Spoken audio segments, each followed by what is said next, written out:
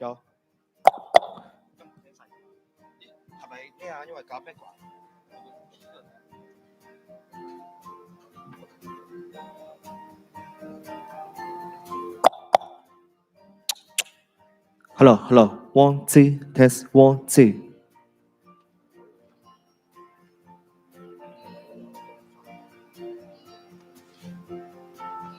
但係嗰個有個咩咧？呢個咯，呢個字調整咧就係同埋噪音咧較低就係。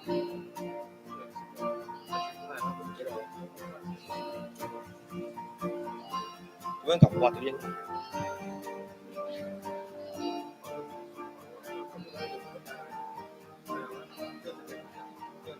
有啊，有。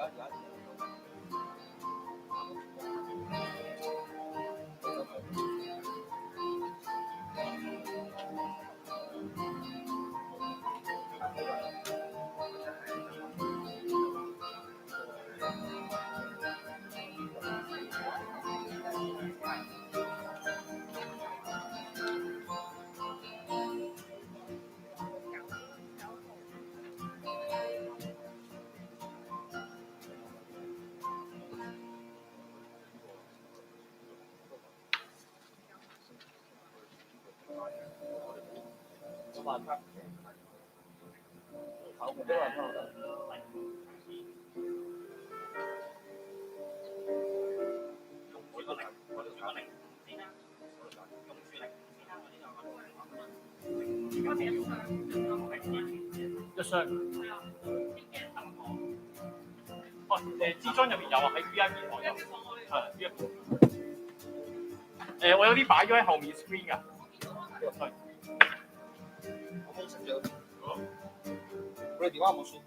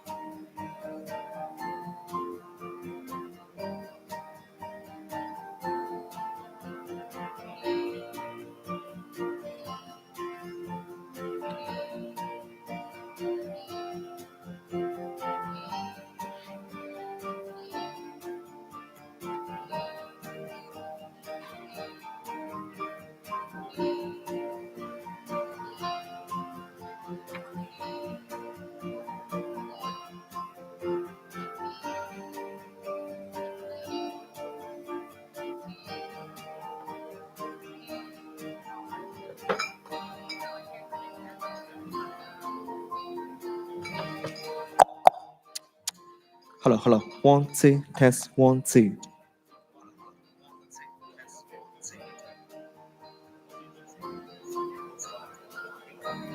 我直情叫 SI 嗰邊，咁你叫 SI，又叫 SI， SI 嘅師兄，可唔可以逐個 channel 試？我要嗰邊嗰個 online 都要試，係唔該。好啊，英文先。聽英文先。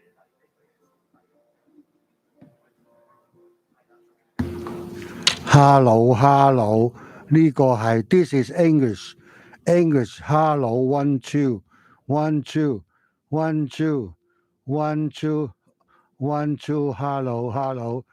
英文 This is English one two。Hey hey hey hey hey hey。自己攞咗。Hey hello，得唔得？如果得我就轉第二個。This is English。Hello one two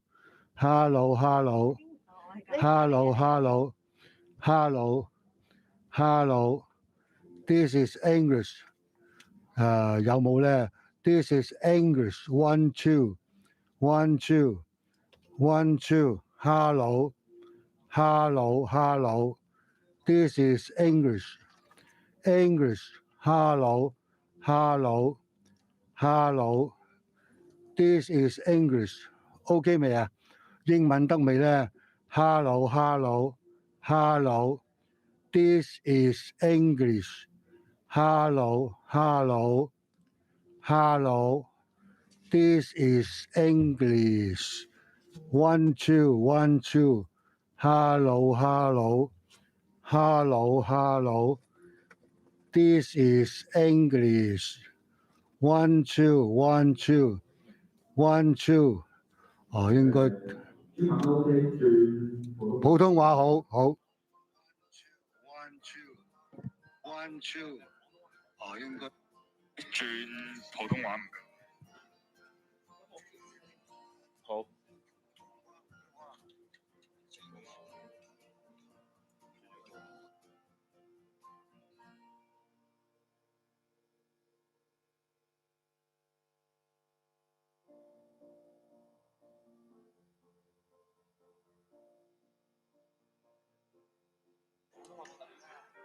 普通話都 OK 啊，但係廣東話要等一等啊。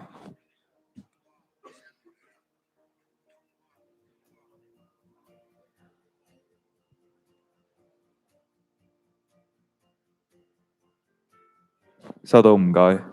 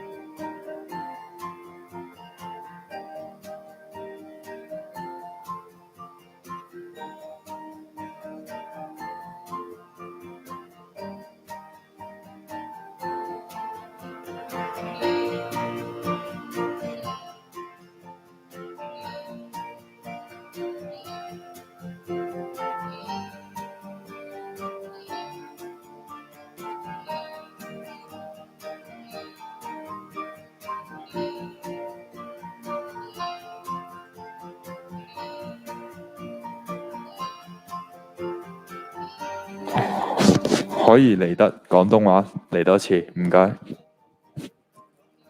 廣東話嚟緊，廣東話嚟緊，廣東話講緊㗎。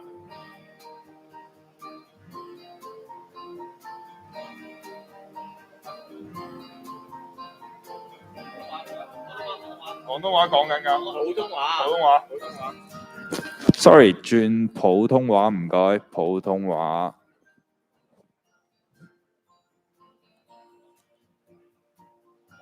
廣東話講緊，普通話講緊。OK，唔該，普通話。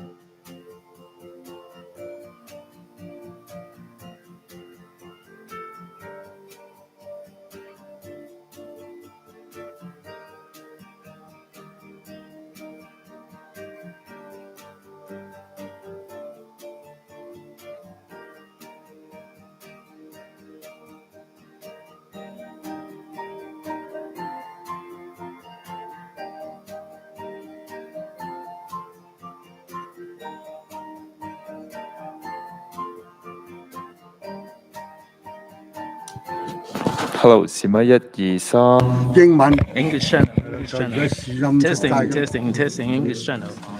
This is English channel. 1 2 3 1 2 3. English channel. English channel. 1 2 3 1 2 3. Testing. English channel. English channel. English channel. Testing. 1 2 3 1 2 3. Hong Kong Legal Week. English channel. English channel. Hong Kong Legal Week. 一陣正式嗰時會大啲嘅。English channel. 大聲啲係嘛？English channel. 英文台。English channel. 1 2 3 1 2 3. Testing. 暫時得唔得？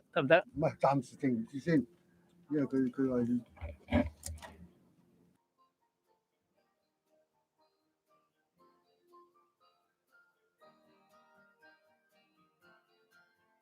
喂，hello，你好，hello，1 2，hello，你好，hello，1，hello，你好。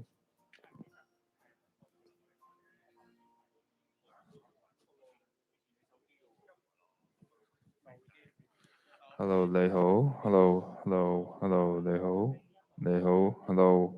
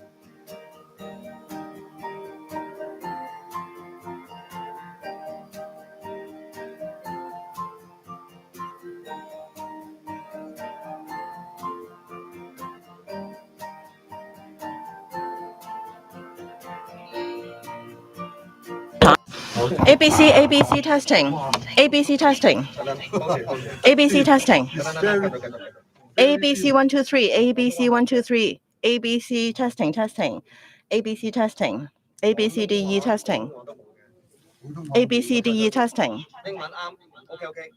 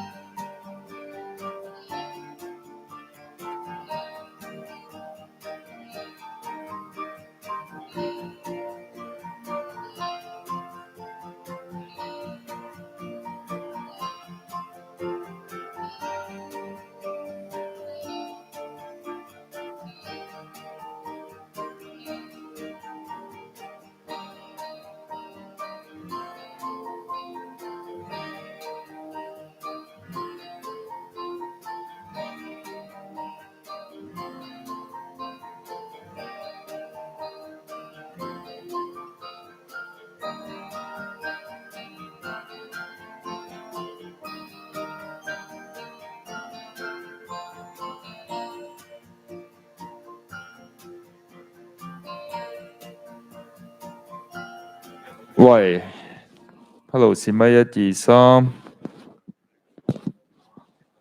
Hello，試咪1 2 3。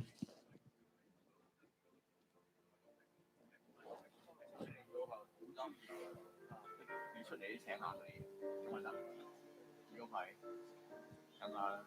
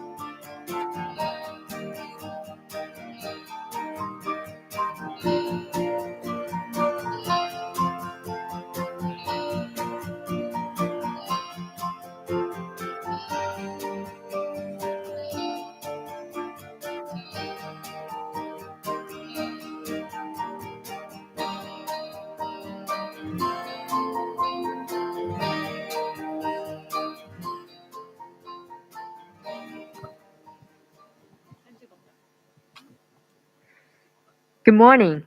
The Judicial Conference will soon commence. Please be seated and mute your phones and electronic devices. Please note that simultaneous interpretation services will be provided in Cantonese and Putonghua with the headsets available at the help desk at the entrance. For those who are attending the conference online, please mute your microphones.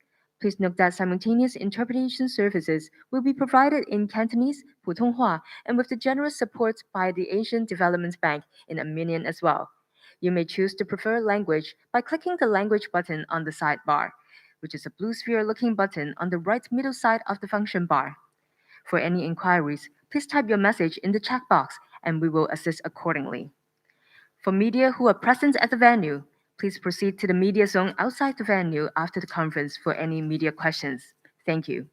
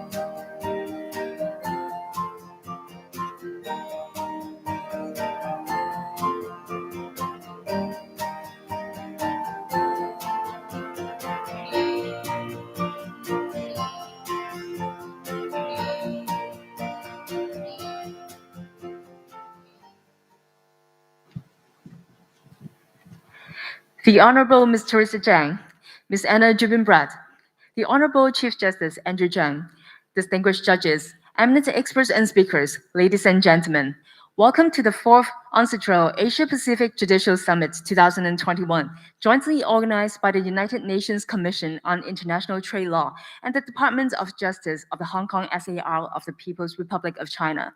My name is Elaine Tong, your MC for today. A very warm welcome to everyone who is participating in today's conference, both in person and online.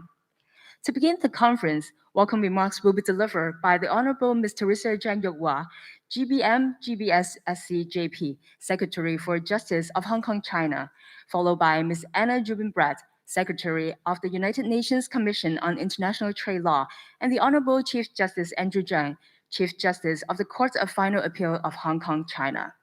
It is with great pleasure that we now invite the Honorable Ms. Teresa Zhang on stage to deliver her welcome remarks. Ms. Zhang, please.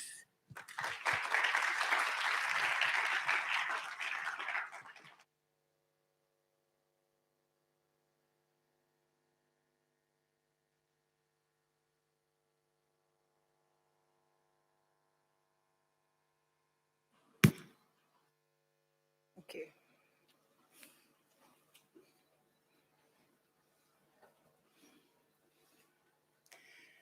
Chief Justice Anna, Mr. Nenio, distinguished guests, ladies and gentlemen.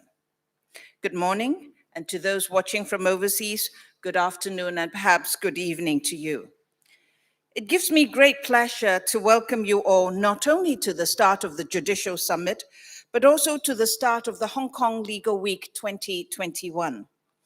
The Hong Kong Legal Week is an annual flagship event for the legal sector in Hong Kong. I hope that Hong Kong Legal Week will serve as a platform for exchange on a series of topical issues between legal practitioners, academics, judges, and experts, not only in Hong Kong, but also in the region and internationally as well. Apart from today's Judicial Summit, other focal events of the Legal Week include the International Criminal Law Conference tomorrow. On Wednesday, there is the workshop on online dispute resolution, which we co-organize with ASEAN, and which we will bring to Hong Kong again next year for a physical meeting. And also in the evening on Wednesday, the Hong Kong mediation lecture sponsored by Herbert Smith Freehills. The Law Society's 4th Belt and Road Conference with the theme of Global Recovery and Harmony through the Belt and Road Initiative will be held on Thursday. In Hong Kong Legal Week 2020 held last year, the Department of Justice launched the Vision 2030 for Rule of Law initiative, a 10-year project which aims to promote the proper understanding and recognition of the rule of law by studying its various elements through research, stakeholders' collaboration, and capacity building, thereby contributing to the sustainable development of inclusive and fair societies at both the domestic and international levels. This Friday, we will be hosting the inaugural Rule of Law Signature Engagement Event, acronymed SEE, as part of the Vision 2030 with the theme of a journey of transformation for a sustainable future. It aims to complement the Rule of Law Congress last year, discussing specific areas that impact on the practice of the rule of law and encourage the participants to see, SEE, how we as global citizens could contribute towards a more inclusive and sustainable future for the development of the rule of law. It is especially heartwarming to bear witness to the Judicial Summit's journey.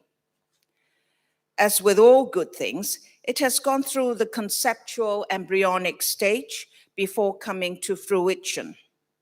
Some of you may not be aware, the embryonic stage took place in Beijing when the former Secretary General of UNCITRAL, Renaud Soriel, traveled there in his first year in term of office, and together with the judges, we shared experience on the application of the New York Convention. I can vividly remember the room that was filled with judges from the Supreme People's Court, the Supreme Court of India, and various other jurisdictions, and our very own Mr. Justice William Stone, who participated in the event.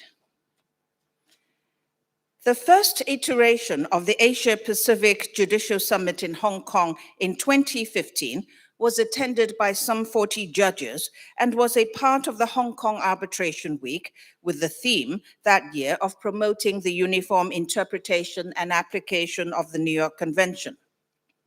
The Department of Justice, apart from co-organizing the event with the United Nations Commission on International Trade Law, UNCITRAL, and the Hong Kong International Arbitration Center, also sponsored judges from least developed countries, landlocked developing countries, and small island developing states in the Asia-Pacific region to attend the summit in Hong Kong. The second iteration of the Judicial Summit in 2017 featured a breakthrough by featuring two events in the summit, the Judicial Conference and the closed-door Judicial Roundtable.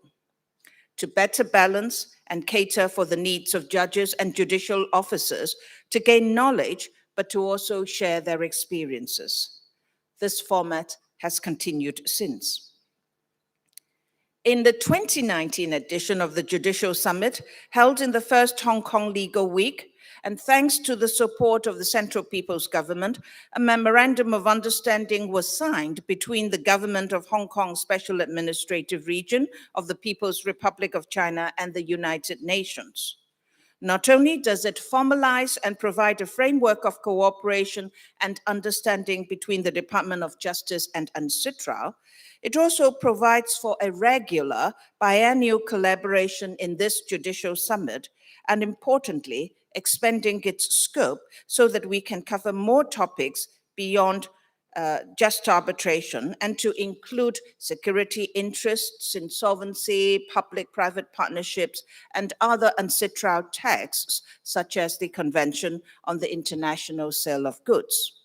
As you may know, in Hong Kong, we have just passed the legislation allowing the CISG to be applied to Hong Kong, and it will come into force sometime next year. I am pleased to also, as the first event of the Hong Kong Legal Week 2021, I am pleased to say that notwithstanding the challenges posed by the pandemic today, we have more than 80 judges attending in person and online. I am also pleased to note that this year's Judicial Summit also contains a first. This is the first time that Armenian simultaneous interpretation has been provided so that judges from Armenia may be able to participate in this event in their native language. My special thanks goes to the Asian Development Bank for making this possible and initiating this collaboration, and the Regional Center for Asia Pacific of UNCITRAL for facilitating the process.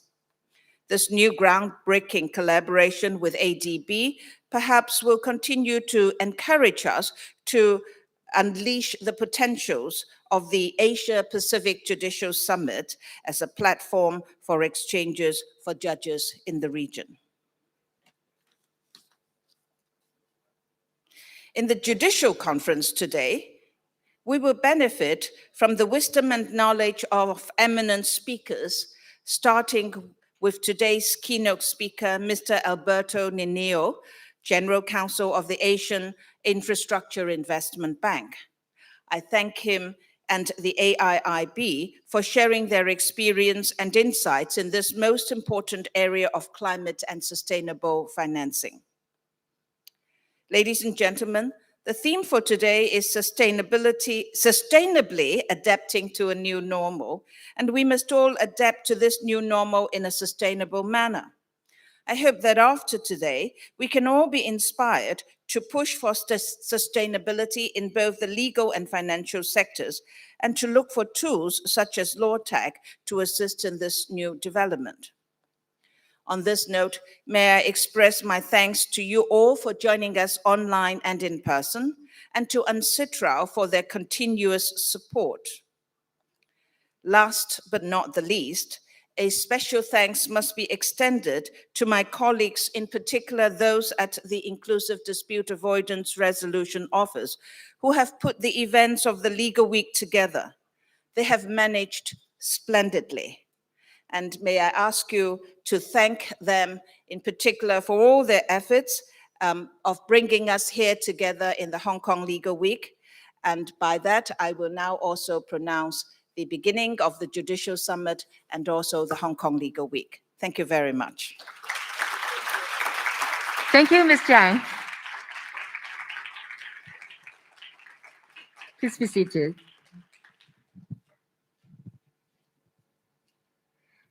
And now, may we invite Ms. Anna Jubenbrat to deliver her welcome remarks. The Honorable Madame Teresa Cheng, Secretary for Justice, Hong Kong SAR, China. The Honorable Chief Justice Andrew Cheung, Chief Justice of the Court of Final Appeal, Hong Kong SAR, China.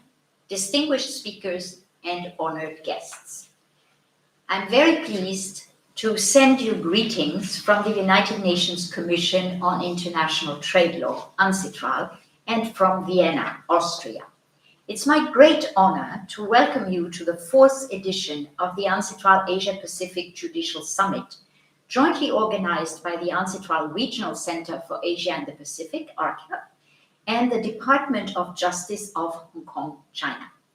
Many thanks to our co-organizers at the Department of Justice for another fascinating edition of this invaluable event, which brings together judges, officials, practitioners, academics, and legal professions from across the region. I would very much have liked to join you in person, but unfortunately, the conditions are still not ripe for traveling to Hong Kong, but I take a rain check for the next edition.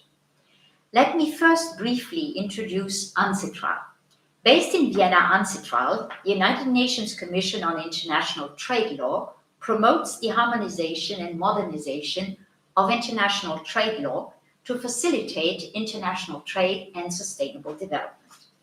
Since its inception, UNCITRAL has been focusing its work on trade in goods, but with the advent of the digital economy, future work topics such as data transactions, the use of artificial intelligence and automated services, online platforms, all have a strong services component. We can witness an important shift in the focus of the topics for international lawmaking, and I firmly believe that it is the digital economy that will allow us to recover from the pandemic more quickly and to address the challenges associated with climate change. This edition of the Judicial Summit on sustainably adapting to a new normal is thus timely and poignant. In particular, today's conference weaves together the critical legal issues for post-pandemic recovery on which UNCITRAL has recently developed much-needed instruments and is currently conducting its exploratory and preparatory work. The span is impressively comprehensive, ranging from financing to kickstart the global economy to emerging technologies in the digital economy, including in-dispute resolution and recovery via insolvency and restructuring. You will hear from several of my colleagues on how legal harmonization, UNCITRAL's core speciality, is key to accelerating recovery on the aforementioned topics. For example, Principal Legal Officer and Head of our legislative branch, José Angelo Estrella Faria, will provide an overview of UNCITRAL's work on fintech and access to credit, touching briefly on UNCITRAL's e-commerce instruments and the development of a new instrument on cross-border recognition of electronic identity management services and authentication, or also known as trust services. UNCITRAL's exploratory work on the impact of COVID-19 on international trade law will also be discussed, focusing on whether measures imposed by states to mitigate the effect of the pandemic have exposed gaps in and obstacles to cross-border trade and investment that could be overcome by legal harmonization. As the legal aspects of digital transformation are foundational, yet not always readily apparent, two critical UNCITRAL initiatives will be examined. The legal issues arising from emerging technologies, including UNCITRAL's soon-to-be published legal taxonomy on these issues, and stock-taking of dispute resolution in the digital economy. While the 2019 Judicial Summit on deal-making and dispute resolution in the digital economy addressed the latter, The pandemic has underscored in many ways how existing legal and regulatory regimes need to be rapidly modernized in a harmonized fashion to facilitate businesses' engagement in the digital economy, particularly that of micro, small, and medium-sized enterprises. The importance of this issue has become only too apparent to common law judges in the Coin case before the courts of Singapore, as well as in recent extracurrial observations on artificial intelligence by two judges of the UK Supreme Court, Lord Sales and Lord Hodge. Work at an international level to develop a harmonized response to legal issues could preempt fragmented national legal responses, which potentially pose an obstacle to cross-border trade and could contribute to bridging the digital divide. Post-pandemic fresh starts must also be facilitated. Insolvencies and the need for restructuring in both the domestic and cross-border context are expected to rise dramatically because lockdowns and other state measures have reduced demand for products and services, have disrupted the supply chains, particularly in sectors where small businesses operate. As such, UNCITRAL's international legal standards in the area of insolvency, including UNCITRAL's newly adopted legislative recommendations on insolvency in micro and small enterprises, will be highlighted in today's final session. The recommendations adopted by UNCITRAL in its July session of 2021 will hopefully enable governments to put in place expeditious, simple, flexible, and low-cost insolvency proceedings to make them available and easily accessible to micro and small enterprises while preventing abuse and improper use. Esteemed guests, following today's session, I hope you will agree that the need for modernization of international trade law through UNCITRAL's text and legal harmonization are particularly compelling for sustainably adapting to a new normal. When such modernization does not occur or occurs in a disharmonized and fragmented way, international trade will suffer.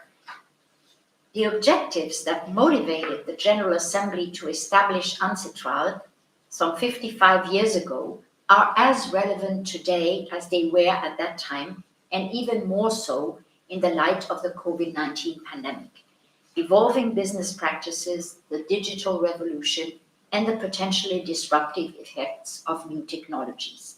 These developments call for sustained attention to the harmonization and modernization of international trade law, further highlighting the need for UNCITRAL's work.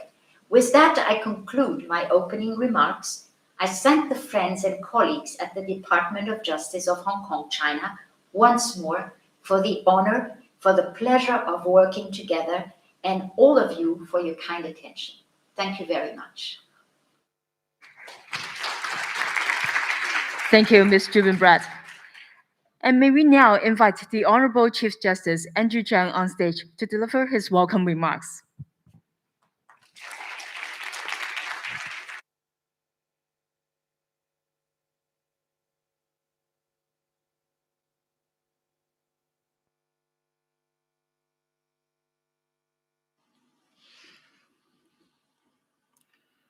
Secretary for Justice, Secretary Jubenbrad, distinguished judges and arbitrators, ladies and gentlemen.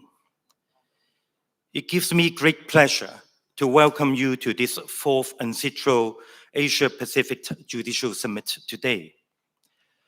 The theme of the Judicial Summit is sustainably adapting to a new normal, which is only too relevant at the present time when all of us are still coping with challenges arising from the COVID-19 pandemic. Like almost all of our counterparts in other common law jurisdictions, the Hong Kong judiciary was presented with extraordinary challenges, particularly during the early stage of the pandemic. Arising from public health considerations, the courts were closed and all proceedings were adjourned for 3 months, from the end of January to early May 2020. Only urgent and essential hearings took place.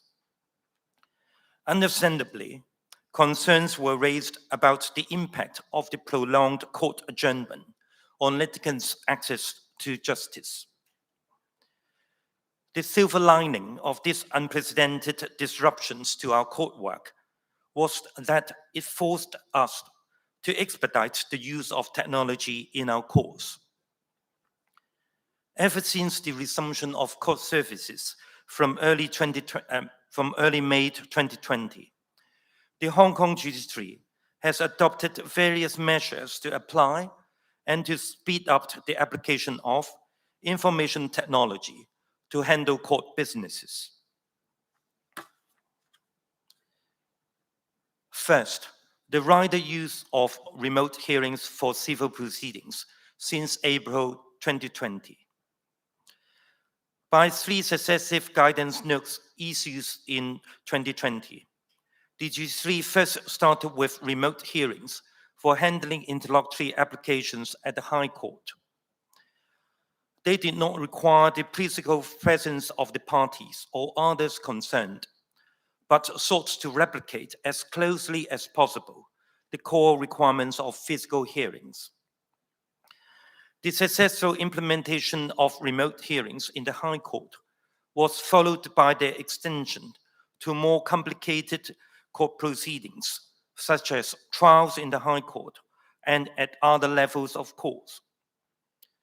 In the Court of Final Appeal, where we normally sit with one overseas non-permanent judge, appeals were heard with our overseas colleagues sitting remotely via video conferencing facilities. Due to time difference, sometimes our sitting hours had to be adjusted, but this was manageable. Likewise, overseas leading counsel, who were admitted to appear before the court on an ad hoc basis, also appeared before us remotely, also via video conferencing facilities. In January 2021, the judiciary modified our video conferencing setup and introduced a low-cost and user-friendly interface for court users. Since then, they can use common browsers and commonly used desktop or laptop computers to connect to the judiciary's video conferencing facilities. This means that parties, including litigants in person, no longer need to have access to specific VCF hardware or software systems in order to connect to the court VCF system. This has drastically facilitated the use of remote hearings in civil proceedings.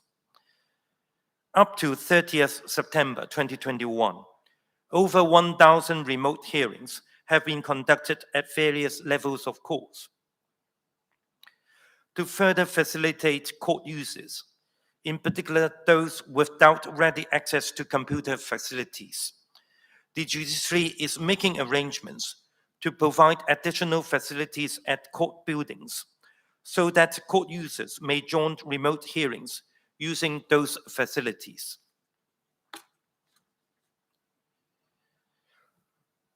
For criminal proceedings, remote hearings cannot generally be used because of legal requirements such as those mandating defendants' physical appearance in court. The judiciary is working on the necessary legislative amendments to enable both the civil and criminal courts to conduct remote hearings as they see fit, having regards to all relevant circumstances, including in particular the due requirements of open justice and fairness. Taking into account the need to further consult stakeholders and finalize the proposed legislative amendments, we plan to introduce the bill into the Legislative Council sometime next year. The bill will provide a comprehensive legislative framework to govern the conduct of remote hearings, covering the aspects of technical feasibility, security, fairness, and open justice. To minimize queuing time for registry services and reduce physical contacts among court users, the judiciary has extended the scope of an electronic submission platform to various levels of courts. We have also introduced an e-appointment system for selected registry services in the probate registry, family court, and lands tribunal since early March 2021. The operating experience so far has been positive. We will consider extending the use of the e-appointment system to other courts and tribunals. Even before the outbreak of COVID-19, the judiciary has been embarking on the implementation of an ambitious Information Technology Strategy Plan, ITSP, to provide better services to court users through the greater application of information technology. The key initiatives of the ITSP include: 1. Implementing an integrated court case management system, ICMS, to support the litigation processes of courts and tribunals. This would enable data sharing and data-driven workflow, and would also support the use of electronic documents among court users. 2. Enabling and encouraging electronic services. Electronic services, e-services, will be introduced in phases to enable court users to interact with the judiciary via the ICMS. Major proposed initiatives include a new web page, the electronic submission of documents to the courts, the acceptance of electronic payment, an electronic mode of listing of cases for hearing, and the expansion of the scope of information and documents to be made available for electronic search. All these measures would reduce the need for court users to visit the courts or registries in person. 3. Enabling electronic court records. In combination with the expanded e-services, the judiciary would seek to support the use of electronic records in court proceedings and move towards a less paper environment. 4. Enhancing courtroom technologies. The courtrooms will be equipped with an appropriate information technology infrastructure, equipment, and communication network to support court hearings, including the use, retrieval, and display of electronic documents. In this regard, the Court Proceedings Electronic Technology Ordinance and the relevant subsidiary legislation, which provide for the legal framework for the electronic handling of court-related documents, have come into effect since 1st October this year. The relevant practice directions are under preparation to tie in with the staged implementation of the ICMS for different types of cases at different levels of court. In conclusion, the outbreak of the COVID-19 pandemic in 2020 has, rather ironically, given us a much-needed impetus to move forward in terms of use of technology.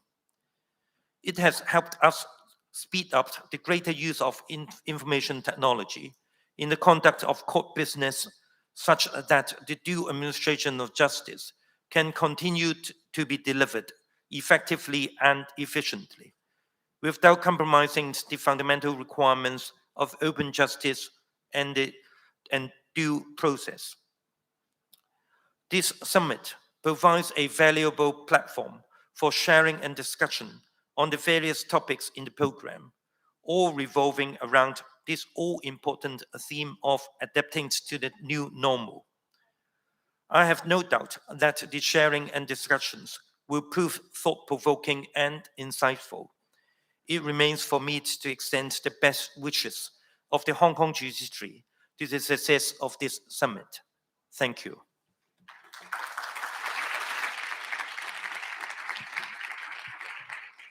Thank you, Chief Justice Zhang. So again, please join me in giving a big round of applause to Ms. Zhang, Ms. Jubin Brett, and Chief Justice Zhang for opening the Judicial Summit.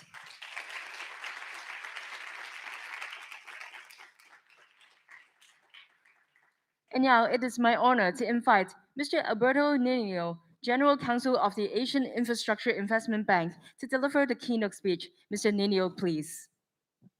Thank you very much, and I hope everyone can hear me well. The Honorable Ms. Teresa Chang Yu-Wang, Secretary for Justice, Hong Kong, China. Ms. Anna Jovan Pratt, Secretary of UNCITRAL. The Honorable Chief Justice Andrew Chung, Chief Justice of the Court of Final Appeal, Hong Kong, China. Ladies and gentlemen, good morning. First of all, let me express my great honor and deep gratitude for the government of Hong Kong, China, and the United Nations Commission on International Trade, UNCITRAL, for the invitation to join this morning on the occasion of the 4th UNCITRAL Asia Pacific Judicial Summit 2021. Let me also share my regret for not being able to be in Hong Kong with all of you for this event today, given the COVID-19 travel restrictions. But let's hope that we can congregate again in person soon. The team selected by the organizers, Sustainably Adapting to the New Normal, could not be more appropriate or timely for this event and the panels that will follow this brief introduction. Also, as you'll see in a moment, the theme of green finance that the organizers of today's summit asked me to focus is very befitting for the very moment that we are living through. Ladies and gentlemen, there is little disagreement that our world is going through extraordinary times. First, soon it will be 2 years that we all have been fighting a devastating pandemic, COVID-19. Second, global politics are now, no doubt, being also shaped by the emerging markets of Asia Pacific nations with its growing, energetic, and determined population. Finally, our planet unfortunately faces an acute environmental crisis through the rapid loss of our precious biodiversity and the definitive impact of climate change. If nothing is done, but simply complying with the current, and I repeat, current climate commitments, according to the United Nations, the world will warm by 2.7 centigrades by the end of this century. The increase will far exceed the goal of keeping warming below 2 centigrades and preferably 1.5 that was laid out in the 2015 Paris Agreement signed by all countries. In fact, governments, international organizations, civil society organizations, private sector, and academia started together in Glasgow, Scotland yesterday for the Conference of the Parties of the 1992 Climate Change Treaty. There is good reason and ample evidence to be concerned. After all, the UN Intergovernmental Panel on Climate Change, IPCC, stated many concerns in its last report. I'd like to highlight 3 points in connection with the discussions we'll be having in this summit. Human activities are estimated to have caused approximately 1 centigrade of global warming above pre-industrial levels, with a likely range of 0.8 to 1.2. Global warming is likely to reach 1.5 between 2030 and 2052 if it continues to increase at the current rate. And 2030, ladies and gentlemen, is around the corner. Limiting global warming to 1.5 compared to 2 centigrades is projected to reduce increases in ocean temperatures as well as associated increases in ocean acidity and decreases in ocean oxygen levels. Consequently, limiting global warming to 1.5 is projected to reduce risks to marine biodiversity, fisheries, and ecosystems, and their functions and services to humans, as illustrated by the recent changes to the Arctic Sea, ice, and warm water coral reef ecosystems. More critically, the IPCC concludes, climate-related risks to health, livelihoods, food security, water supply, human security, and economic growth are projected to increase with global warming of 1.5 centigrades and increase further with 2 centigrades. Regarding biodiversity, the loss is caused by 5 primary drivers: habitat loss, invasive species, overexploitation, extreme hunting, fishing pressures, deforestation, pollution, climate change associated with global warming. The sad reality, ladies and gentlemen, is that biodiversity is declining faster than at any time in human history. The latest reports prepared for the 2021-2022 Biodiversity Conference, which will take place more fully next year here in China, estimates that since 1970, there has been, on average, almost 70% decline in the populations of mammals, birds, fish, reptiles, and amphibians. Therefore, we should not be surprised if we fail to obtain from nature the medicine that we sorely need to fight the cure for cancer, AIDS, or the next pandemic. So, why the climate crisis and the biodiversity loss emergency matter? They matter because the planetary environmental balance is fundamental for the survival of the human species. Without the basic physical conditions in place, nature resources will not be available for humans' consumption, and we will see a planet more and more prone to climate disasters. This matters for our well-being, but also matters fundamentally for our economic and financial systems. Business cannot and will not be sustainable, even if we only focus on the financial profit sense of sustainability, and if we maintain a short-term vision. Time is up. This will affect employment, fiscal responsibility, and as I speak with fellow colleagues from the legal profession, the most fundamental tenets of fairness and equity. The organizers of the summit have kindly suggested that I focus on the topic of green finance this morning. Therefore, I'd like to share with you some perspective on the theme, including the experience of the organization I represent, the Asian Infrastructure Investment Bank. It is also important to underscore the role that global trade plays in achieving sustainability throughout several financial aspects and instruments. According to the United Nations Environment Programme, green finance is to increase level of financial flows from banking, microcredit, insurance, and investment, from the public, private, and non-for-profit sectors to sustainable development priorities. As a key part of this is to better manage environmental and social risks, take up opportunities that bring both a decent rate of return and environmental benefit, and deliver great accountability.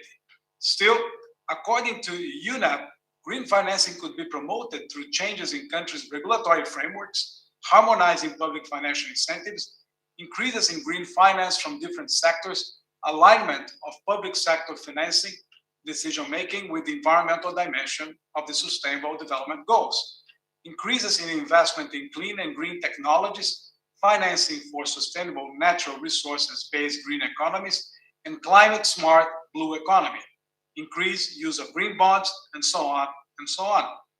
Since the end of World War II, the financial world has been extremely creative when dealing with the financial needs of governments, corporations, and private citizens alike.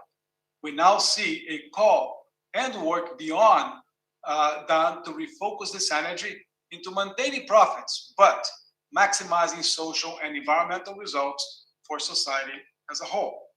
It is impossible not to talk about green finance without referring to Larry Fink, the founder and chief executive of BlackRock.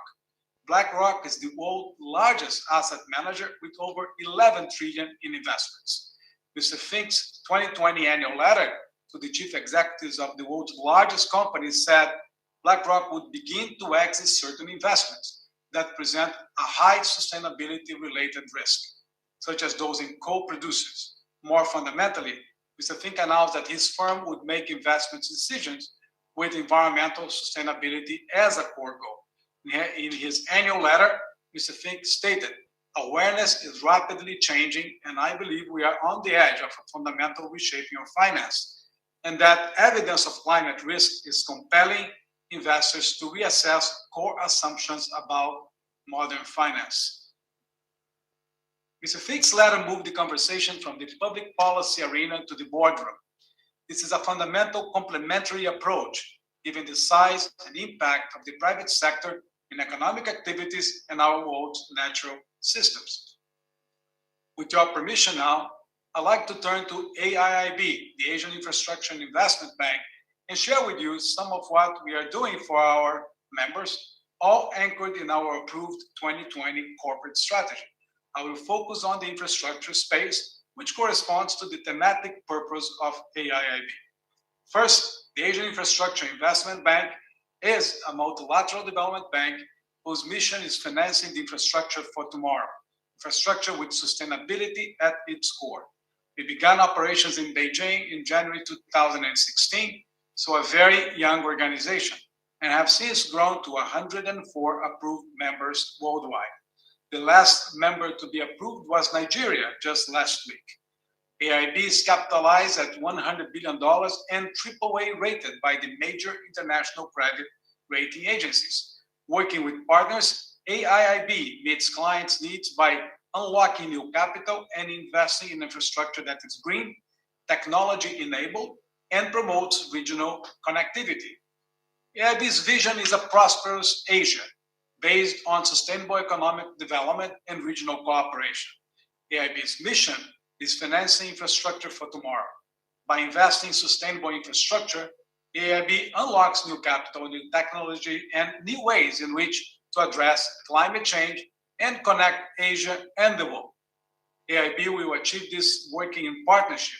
By being agile and adaptable, the bank will meet client needs and operate to the highest standards.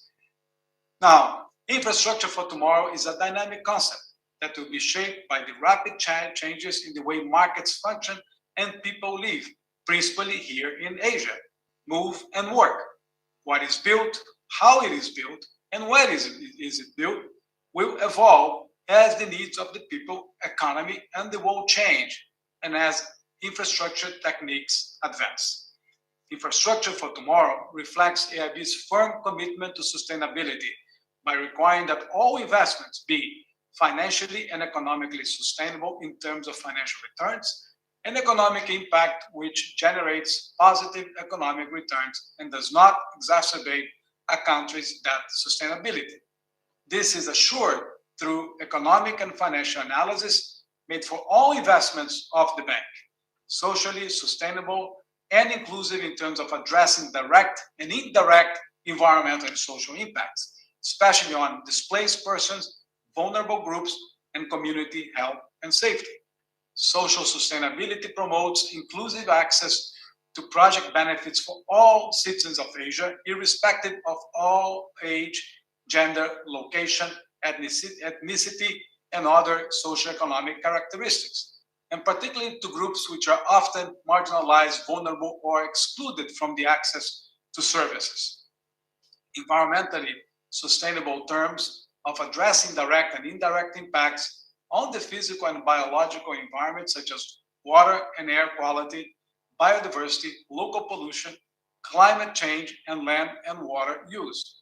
Environment and social sustainability is assured through the bank's environment and social policies reflecting good international practices that we see from other multilateral development banks and growingly from the private sector.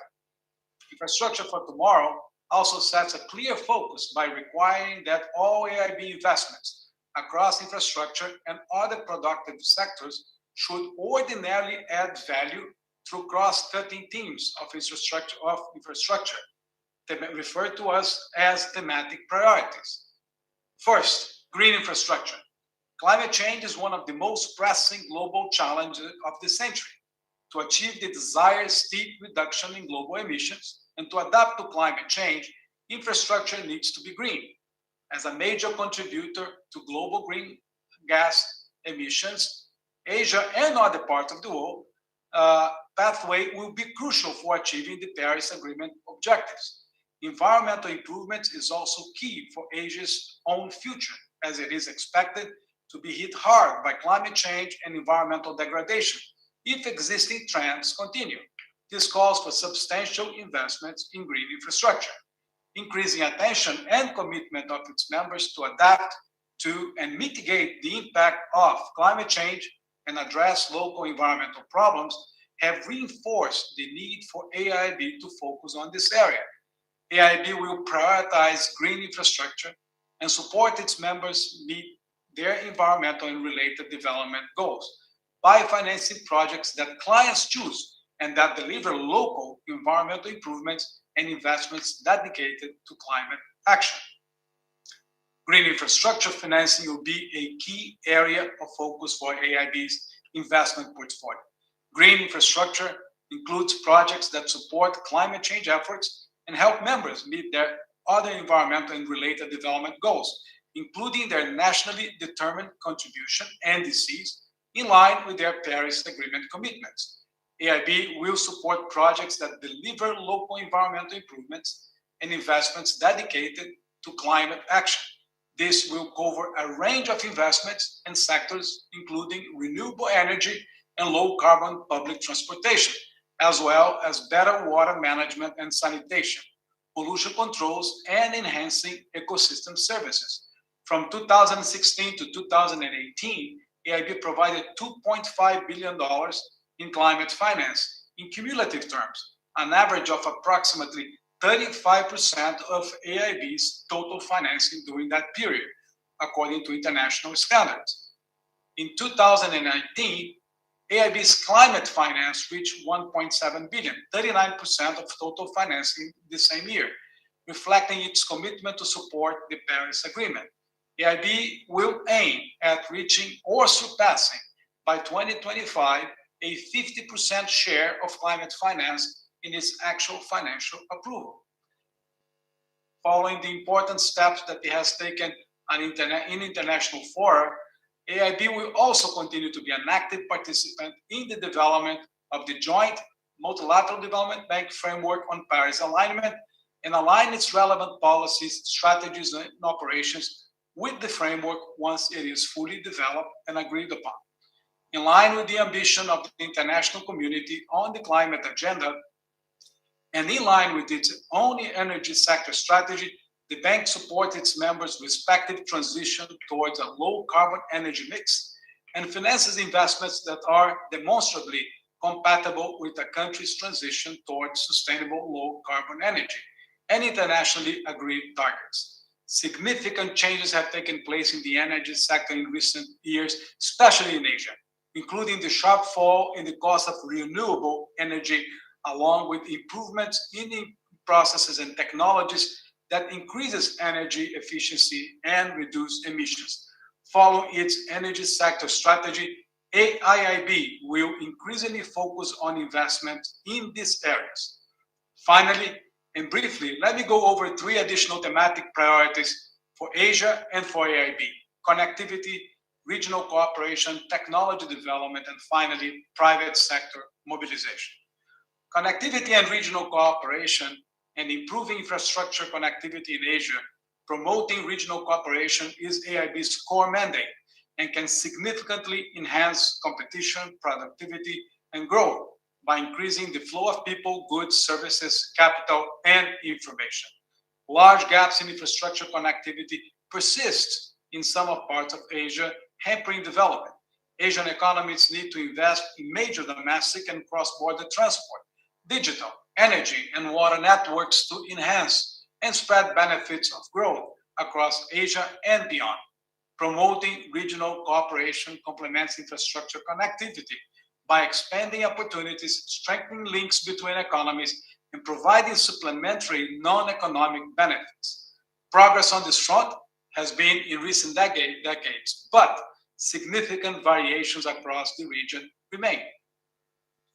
Current challenges to regional cooperation in Asia include, obviously, the challenge of COVID-19, disruption in regional supply chains, and uneven distribution of benefits of regional cooperation within Asia. AIB is committed to help Asia to address these challenges by strategically investing in infrastructure and other productive sectors in line with its Articles of Agreement, mandate, policy, and strategies. AIB will prioritize projects that facilitate better domestic and cross-border infrastructure connectivity within Asia and between Asia and the rest of the world. It will also support projects that complement cross-border infrastructure connectivity by generating direct, measurable benefits in enhancing regional trade. Technology-based enabling infrastructure is expected to dramatically change the way infrastructure is designed, constructed, and operated. Used appropriately and effectively, technology can improve traditional infrastructure by streamlining process, enhancing economic and social benefits by promoting sustainability, quality, and safety, as well as reducing financial costs and risk. We are now witnessing a true revolution in technology promoted in Asia, and we want to be part and supportive of this revolution.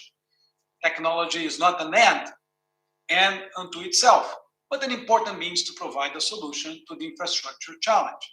The central role played by the technology during COVID-19 pandemic in facilitating the continuous functioning of the economy and the very communication that we are having now has provided a greater recognition for the need to accelerate digital and technological transformation of economies. This will require in both digital infrastructure and related technology application. As an institution established in the digital era, AIB can play a major role and is expected to play a major role in supporting its clients to transform their infrastructure sectors, including health and education infrastructure. AIB is committed to develop technology as a core comparative advantage offered to its clients. AIB will support projects where the application of technology delivers better value, quality, productivity, efficiency, resiliency, sustainability, inclusion, transparency, or better governance along the full project life cycle. Private capital mobilization refers to the financing method rather than the nature of a project. It is essential to realize that in our mandate, in particular to address the vast infrastructure needs that far exceed the fiscal capacity of governments and balance sheets of MDBs, notwithstanding the extensive private finance that can potentially be attracted, current participation of private capital in Asia infrastructure still low. Private financing is still predominantly provided by the banking sectors, with the large Asian institutional investor pool untapped.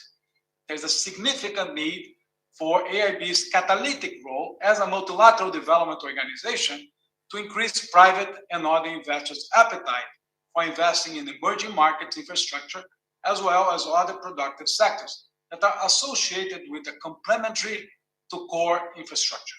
AIB's catalytic role becomes even more important at times of increased financial distress or during the recovery that we are starting to witness on the occasion of the pandemic, when private capital withdrawals from developing countries take place. AIB will support projects that directly or indirectly mobilize private financing into sectors within its mandate. Ladies and gentlemen, let me conclude by saying how essential the discussions you have today is for shaping a healthier, greener, post-pandemic world. The forced slowdown the world had to undertake in much of 2020 and 2021 affords us a unique opportunity, the opportunity to refocus our values and think about the future of our planet. By now, it is important to realize that we do not own our planet, but we are merely custodians of it for the future generations. Let me again express my sincere appreciation to the organizers, the government of Hong Kong, China, and the United Nations Commission on International Trade, UNCITRAL, for having me this morning. I thank you for your indulgence of your time, and I wish you an enjoyable and fruitful summit. Have a good day. Nino. And now we will begin the first session of our conference today. If you have any questions, please write your questions down on the question slips, which are provided on your table. Our staff will collect the questions from you. And for our online participants, if you have any questions, please feel free to type them in the chat box. We will address them during the Q&A session. And now, may we invite our moderator of this session, Mr. Martin Rogers, partner of Davis Polk & Wardwell, and our four speakers to the stage. They are Mr. Jose Angelo Azrella Faria, Ms. Joelle Lau, Mr. Joseph Chen, and Ms. Annette Madison for our first session on Looking Beyond the Pandemic, Financing to Kickstart the Global Economy. Can we please put our hands together for our moderator and also our speakers? So, Mr. Rogers, the floor is yours.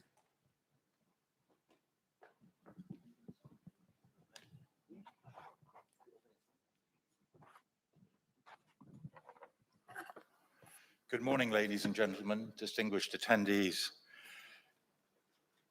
First, this event, the flagship event of the Department of Justice of the Hong Kong government and UNCITRAL, bringing together judicial officers, officials, practitioners, academics, and other professionals to discuss topical legal issues.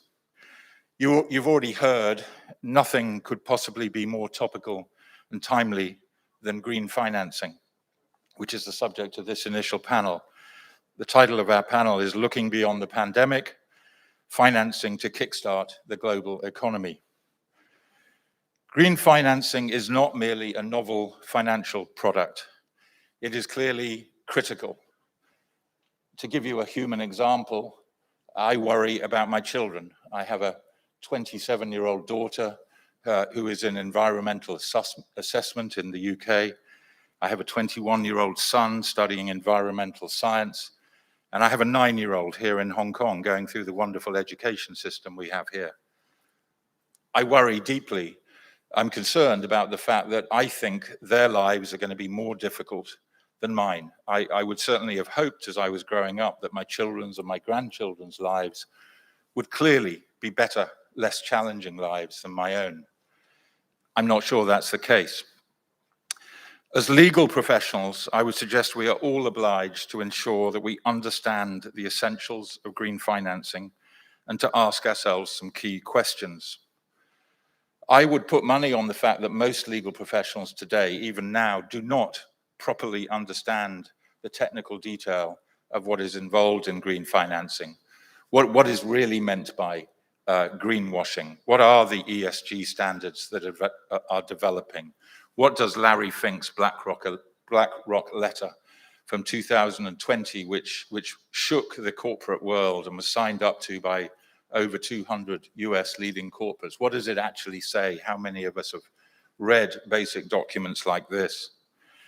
So I hope this session will be useful in beginning to ask and maybe providing some answers from our distinguished panelists, who I'm delighted to hear today, some key questions. How should law and regulation, and how should we as lawyers support green financing efforts? In what different ways is green financing going to enter our professional lives? When are we going to encounter, for example, green contracts? When are we going to have to advise on green disclosure requirements and potential liability for failure to meet those requirements? How is corporate governance and the responsibilities of boards changing to put at the forefront of their focus sustainable growth and financing of corporate activity?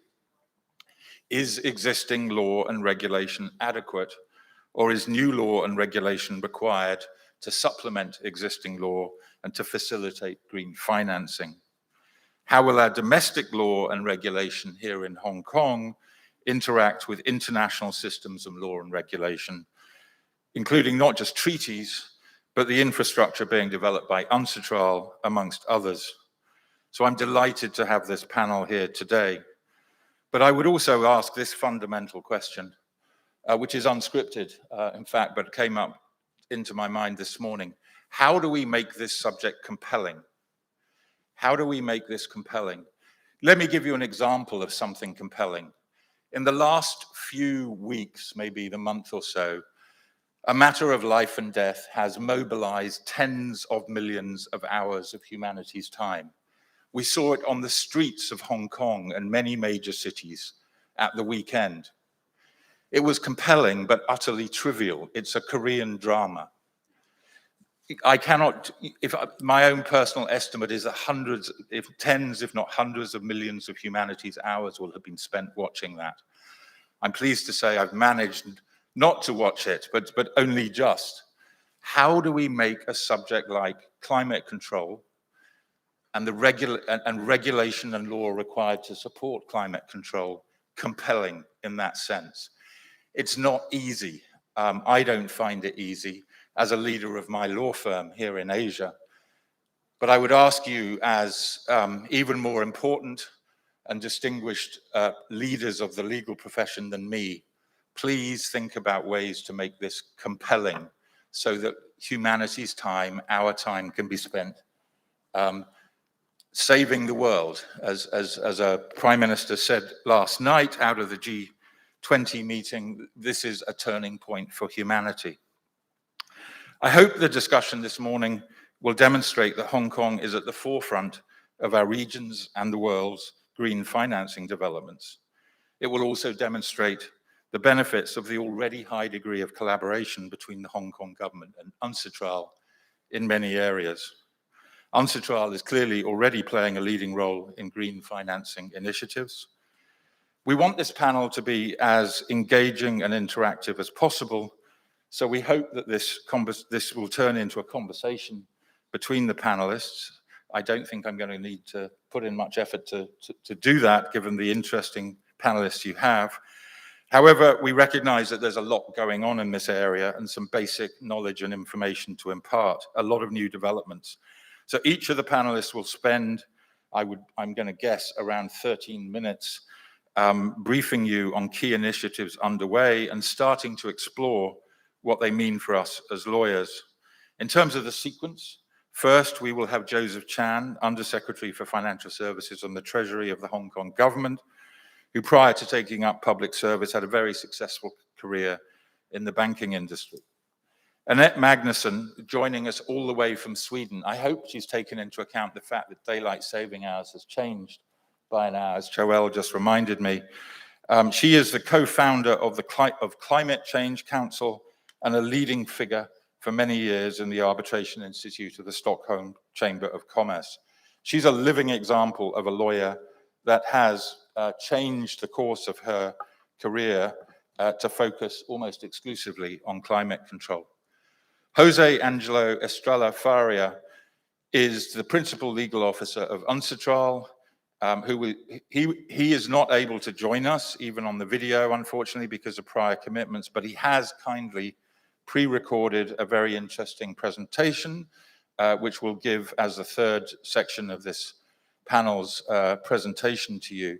He will focus on UNCITRAL's role in developments in fintech and access to credit. Finally, but certainly not least, Joelle Lau is the partner in charge of Jones Day in Hong Kong.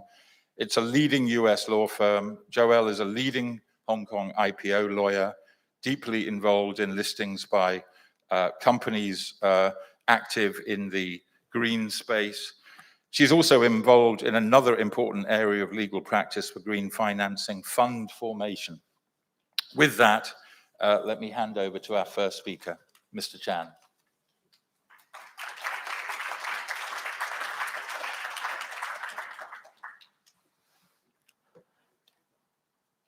Good morning, ladies and gentlemen. It's my great pleasure here today to share with you on this topic, Hong Kong's positioning as Asia's green and sustainable finance hub. Well, in the next 15-20 minutes or so, I'm going to touch on first the current landscape of green and sustainable finance globally and in Hong Kong. Then I'll talk about the local policy measures in this area and also the trend for future development.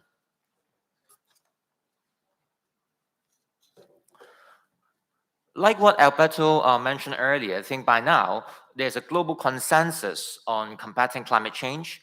Well, back into 2015, as the COP21 held back then, and also with the Paris Agreement adopted at the time, there was back then, it was a newly calibrated global ambition to climate change. And actually, at that juncture, green finance was mentioned prominently, first time on the global stage, as we reckon both private and public capital are required to achieve these climate goals. And then President Xi Jinping announced in his speech to the United Nations last year that China will endeavor to achieve the peak of carbon emissions by 2030 and achieve carbon neutrality before 2060. And of course, locally here in Hong Kong, our chief executive announced in a policy address last year that Hong Kong will strive to achieve carbon neutrality by 2050 as well. Well, finance will be demanded in a huge scale to achieve these goals. And that's why we see green and sustainable finance are getting more and more important in this arena.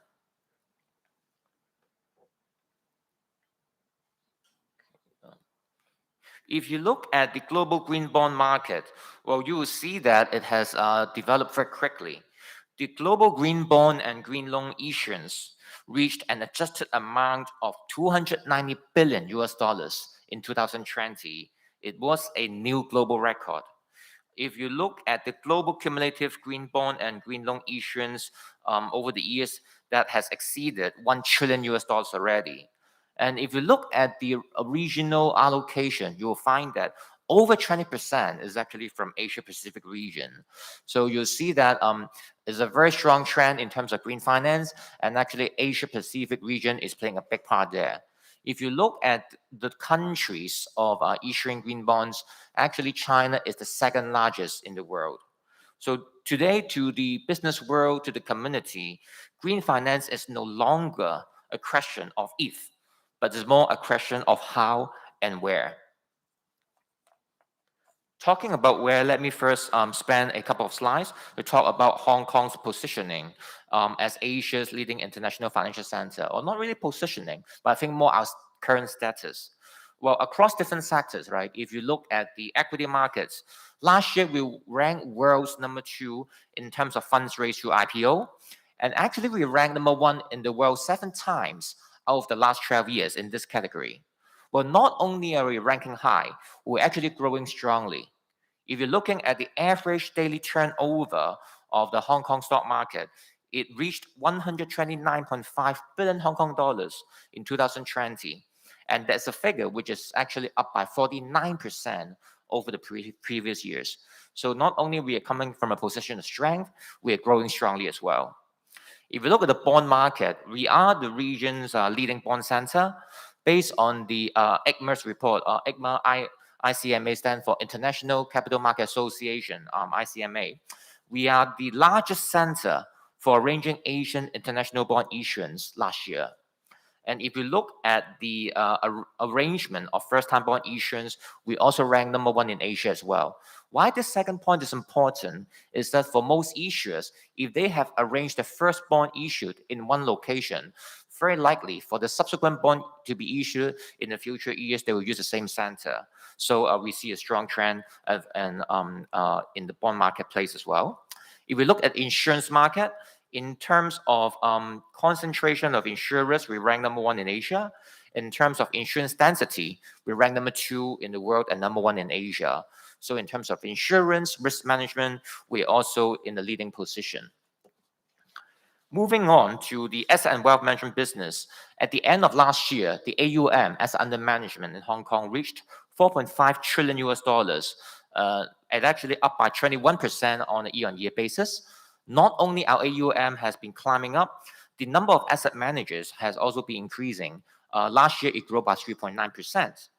If we look into specifically as a cross-border wealth center, at the end of last year, a report showed that we ranked number 2 in the world, just behind Switzerland, and of course, we're number 1 in Asia. And in that same report, it predicted that Hong Kong would take over the number 1 position in 2 years' time, as we see a strong inflow of capital into our wealth management business. Well, these days, apart from the traditional wealth business, we also talk about some other segments, such as hedge funds, which we rank number 1 in Asia in terms of the number of hedge funds set up locally. In terms of private equity, which are a very important avenue for capital formation for companies which are not yet listed, we rank number 2 in the region. But number 1 in the region is actually mainland China, which, as we all know, is a capital-controlled market. So in terms of a capital free flow market, we're number 1 in Asia as well. Well, as I mentioned earlier on, China is the second largest country in terms of issuing green bonds. And of course, China is the second largest economy as well. So using the offshore renminbi business to support green finance needs in China would be a big piece of opportunity. And we are well positioned to capture that because we are the largest offshore renminbi center in the world. So we own the world's largest pool of renminbi liquidity. And also, we actually handled about 75% of the world's offshore renminbi payment. So Hong Kong, as Asia's leading international financial center, we are well positioned to serve as the green and sustainable finance hub of the region. We can help raise green capital, and we can also help offer green financial products as well. Well, these are the four core strengths of our status as a IFC. First is the free flow of capital and free flow of information. And as we all know, the free flow of capital is actually guaranteed by our basic law. And we have a common law system and independent judiciary ranked very highly globally and well recognized and received by global investors. We have a very transparent and low tax regime that make business conducting business very efficient in Hong Kong. And also we have a rich pool of professionals and robust infrastructure support that make it easy for business to be conducted in a very cost-effective manner.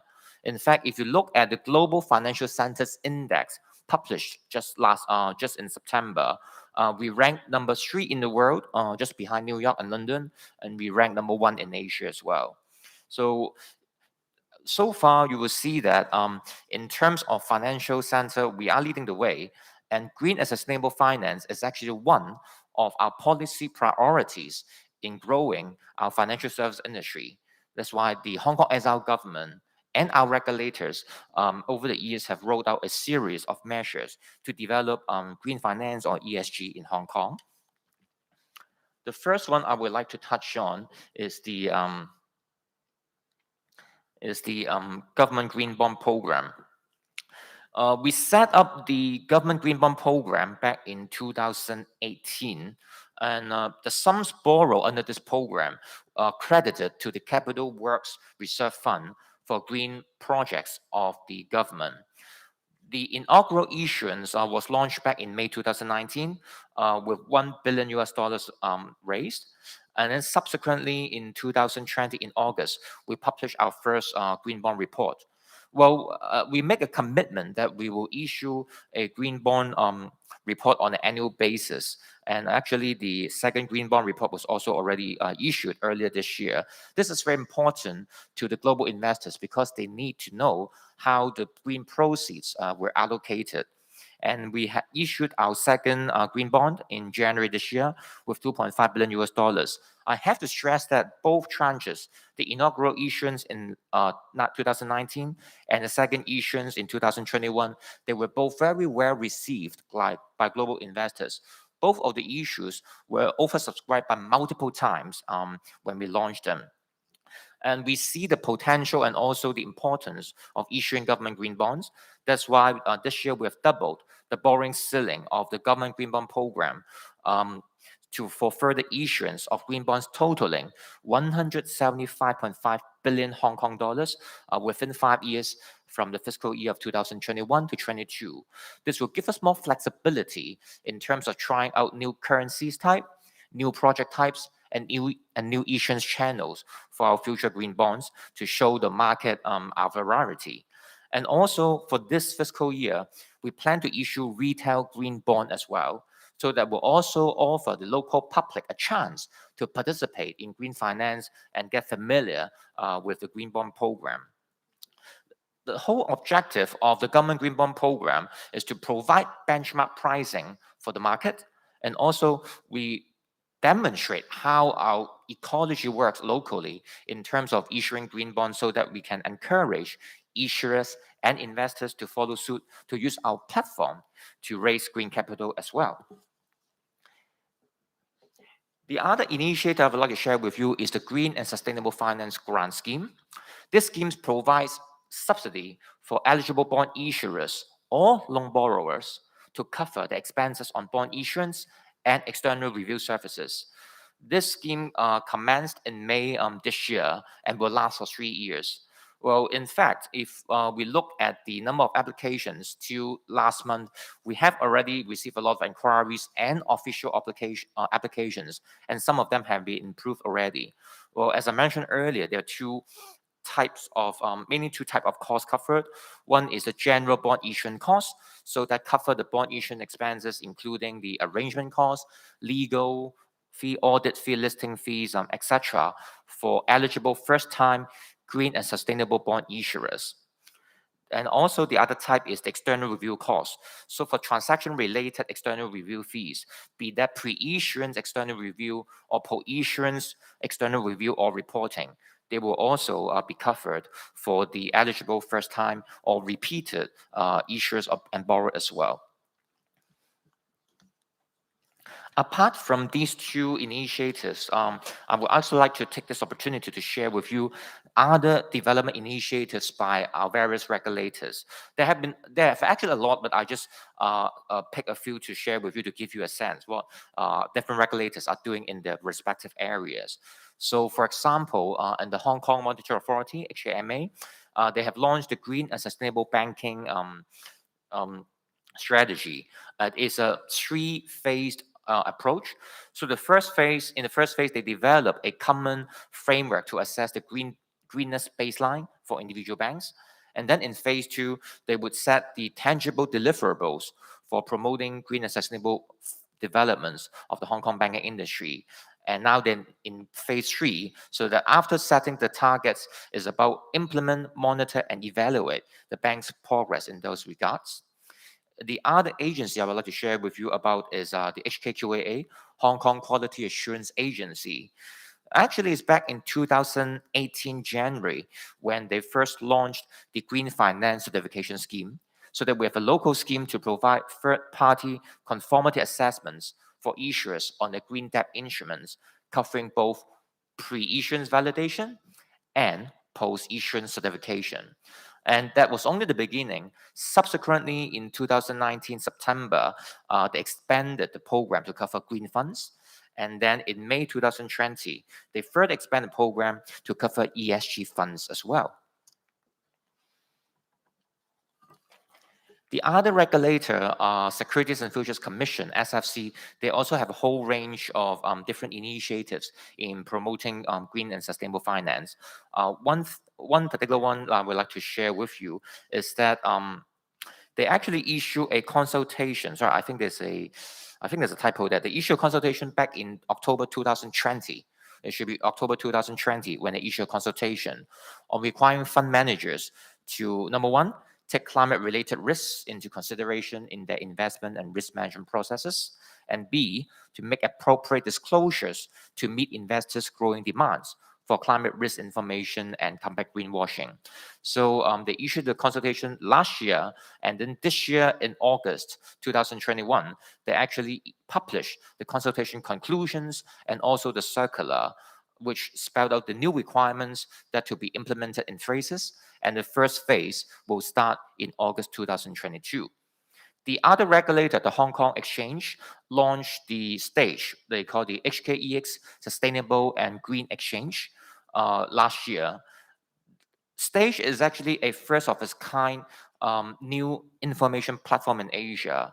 So it serves as a central hub for data and information on sustainable and green finance investment in the region. So it will help us to continue to lead the way as a center for green financial products in the region. Well, not only different regulators are working on their own, in their own respective areas for promoting green finance, but also they will collaborate and cooperate as well. So SFC and HKEX work together and publish a new set of changes to the ESG rules for listed companies, including a new disclosure requirement for significant climate-related issues and mandatory disclosure of ESG governance structures, which these changes were effective for financial years commencing on or after the 1st of July 2020.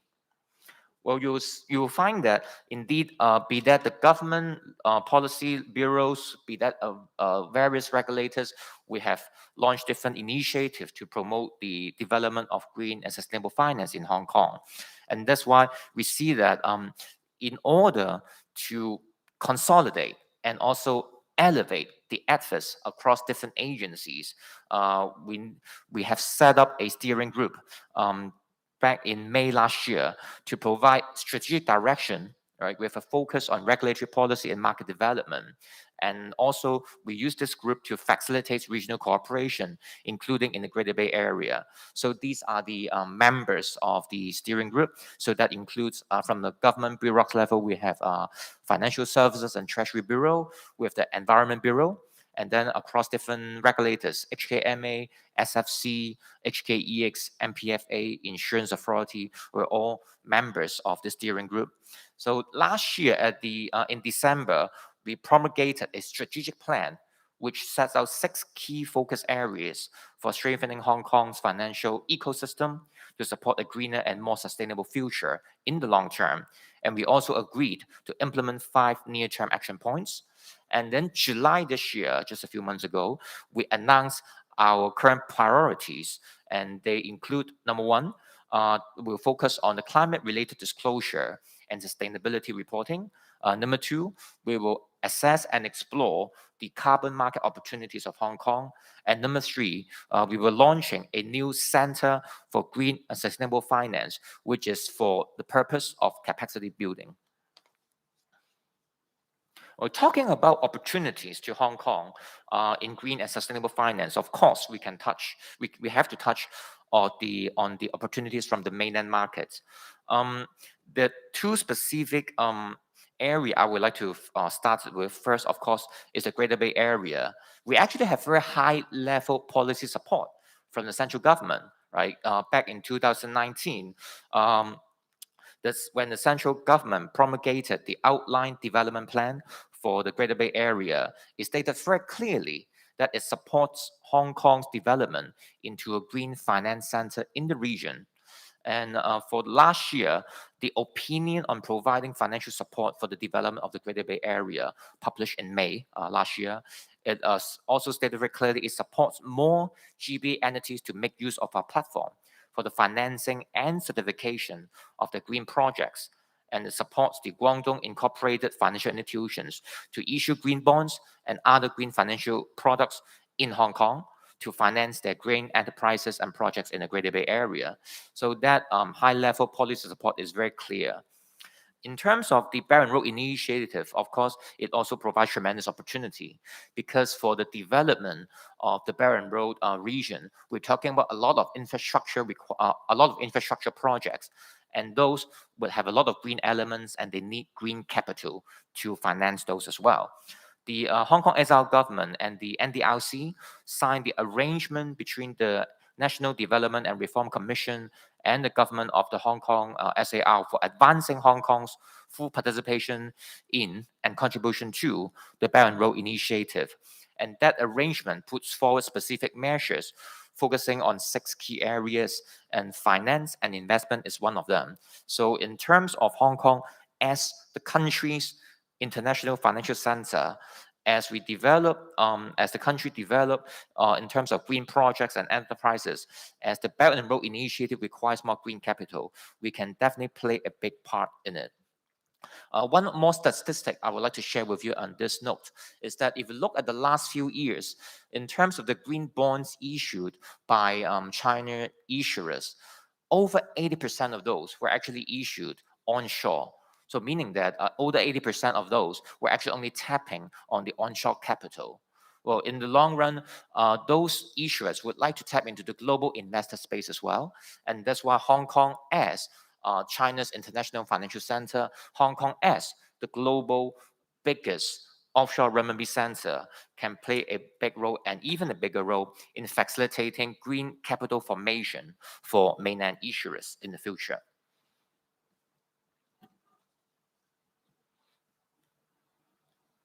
Okay. Now, after talking about our policies, the opportunities, how about now, where we are today? So if we look at the current landscape in Hong Kong, the cumulative amount of green bonds and loans arranged to issue in Hong Kong has reached $38 billion by the end of last year. And what's encouraging is that we have a larger variety of issuers. We have local issuers, we have mainland issuers, we also have overseas issuers who have used Hong Kong's platform to issue green bonds. And multilateral agencies, including World Bank, the European Investment Bank, and the Asian Development Bank have also made use of our platform to issue their green bonds as well. In terms of the development with mainland issuers, 2 notable deals I would like to share with you. Well, globally, the first Guangdong, Hong Kong, Macau, Greater Bay Area themed green bond was issued in Hong Kong. And also, very encouragingly, just last month, the Shenzhen Municipal People's Government bond issuance was done here in Hong Kong as well. The significance is that it was the first time a mainland municipal government issued bonds on the offshore market, and also that was a green bond here in Hong Kong as well. So that set the path, paved the way for similar products to be issued in Hong Kong in the future. Well, you will say, hey Joseph, you keep talking about green finance and green bonds. Is it only green bonds and loans are the only financial instruments in the green finance area? And of course, it is not. If you look at our ESG product suite per se, it's definitely more than traditional green bonds. Well, globally, the world's first real estate sector green convertible bond was issued out here in Hong Kong as well. If you look at the retail certificate deposits, the first green retail certificate of deposit in Asia was issued in Hong Kong as well. And also the first ESG A-shares ETF on an offshore renminbi basis was also issued in Hong Kong as well. So you will find that we now have a very big product suites, not only traditional green bonds, but convertible bonds, certificate deposits, ETF. There are actually other ESG funds, and we have ESG index in Hong Kong as well. So we have we have a big variety of ESG products for issuers and investors. Well, on this note, I would like to touch on what we have announced in the 2021 policy address by the Chief Executive last month on green and sustainable finance related policies. Well, first of all, Chief Executive mentioned about carbon market opportunities, that we are now assessing the feasibility of developing Hong Kong into a regional carbon trading center. And also, we are now supporting the HKEX to promote cooperation with the Guangzhou Futures Exchange in financial product development related to the areas of carbon emission trading. Well, at the end of the day, after I mentioned all those measures in terms of regulatory changes, grant schemes, and so forth, financial services is a people's business.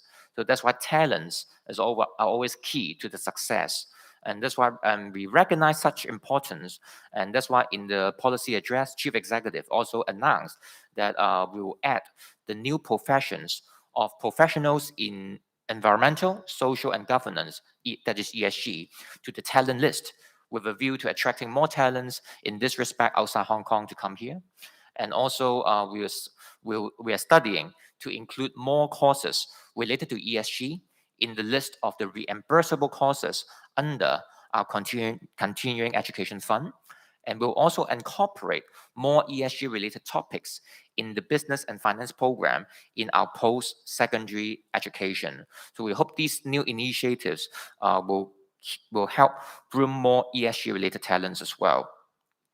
Well, so all in all, you will find that from the Hong Kong SR government perspective, we are very committed to developing Hong Kong as the regional hub for green and sustainable finance in Asia and for Greater Bay Area as well. And we will continue to work very closely with the industry, market practitioners, stakeholders to achieve this goal, including our legal profession as well.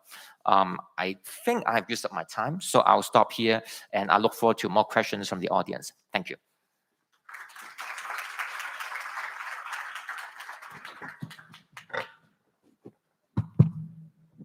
Joseph, as we planned, we'll have a couple of follow-up questions for each speaker immediately afterwards before moving on to the next speaker.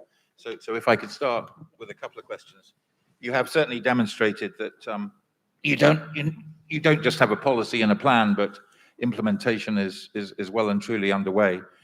I particularly noted the cross-agency steering group comprised of appropriate government departments and the regulatory agencies in Hong Kong.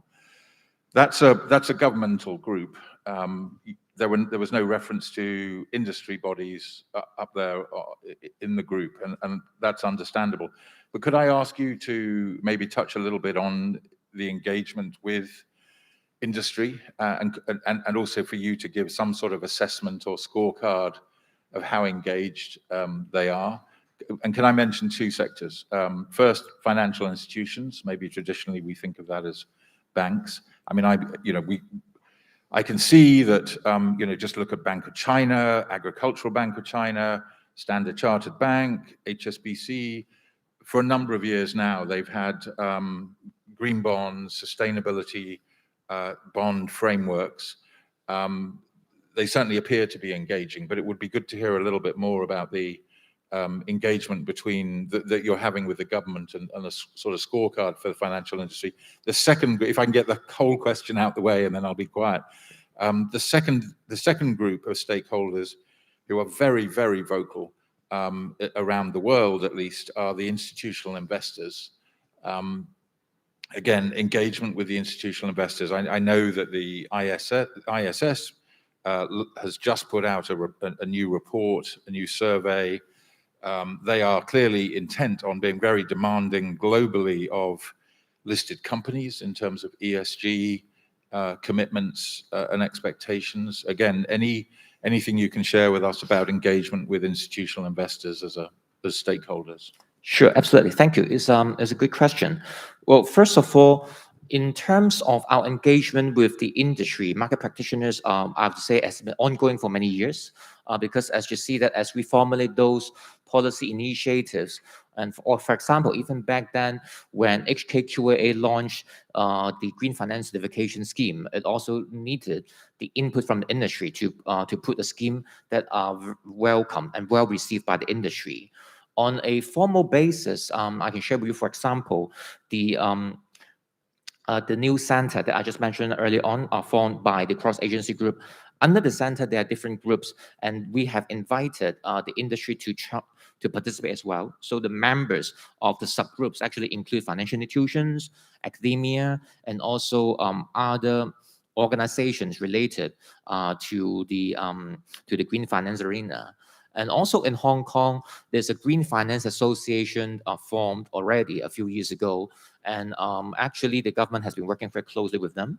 And more encouragingly is that not only is a local Green Finance Association, but has also formed a Green Finance Alliance for the Greater Bay Area, in which the government bureaus was also an observer in that alliance. So we are very working closely with the industry through different platforms on that. And it's very important because green and sustainable finance are evolving very quickly globally as well, in terms of the new expectation, in terms of the formation of possibly new standard or disclosure requirements. So we need to work very closely with the industry. And maybe the other example I can share with you is that in the cross-agency group, we stated very clearly that we want to achieve the adoption of TCFD, the financial disclosure recommendations, by 2025 for all the relevant sectors or relevant sectors in the finance industry as well. So we can't just come out and spell out what we're looking for. Instead, we need to work with the industry about the expectation as well. So we'll continue to work closely with the industry directly from the government or through our regulators like SFC or HKEX. And also in that discussion, Financial Reporting Council and Hong Kong ICPA as the industry body for the accountants were also involved as well. So definitely, you're spot on. The industry engagement is very important, and we'll keep doing that. Maybe if I may elaborate a bit further, kind of cover your second question about the institutional investors as well. I think globally, one challenge at the moment for global investors is that there's no one single universal standard on defining green financial instruments. I think the more commonly known standard would be green bond principles or climate bond standard, or the PBOC Green Finance Catalog. There's no one single standard. So at the moment, actually EU and China are working to form a common ground taxonomy through an international platform. And we are also talking to them about this as well.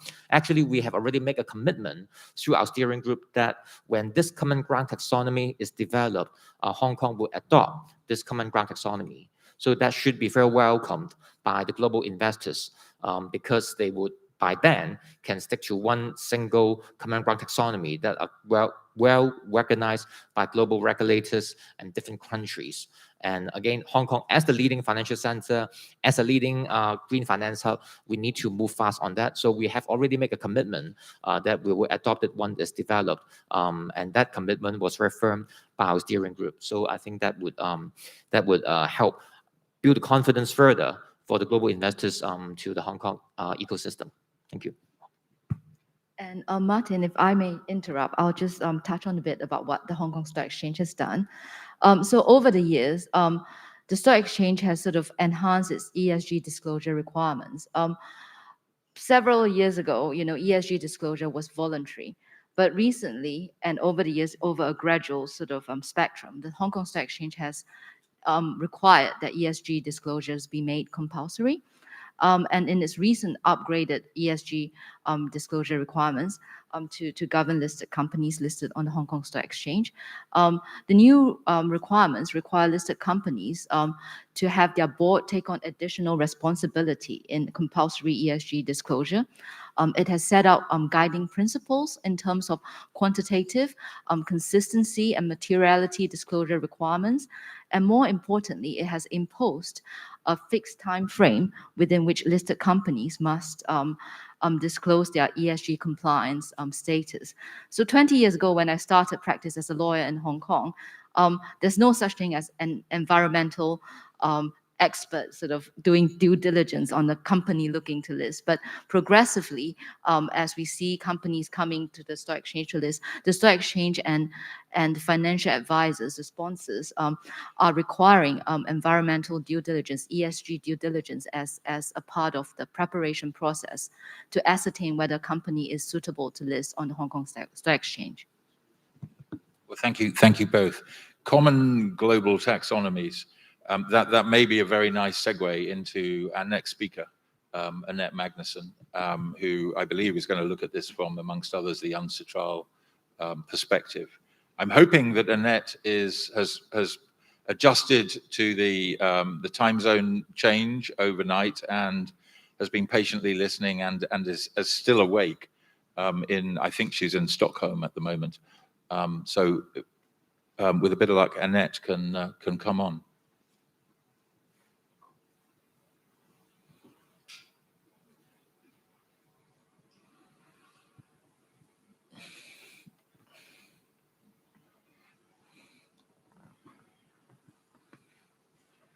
In about 30 seconds, I will begin to panic. I'm looking for an organizer.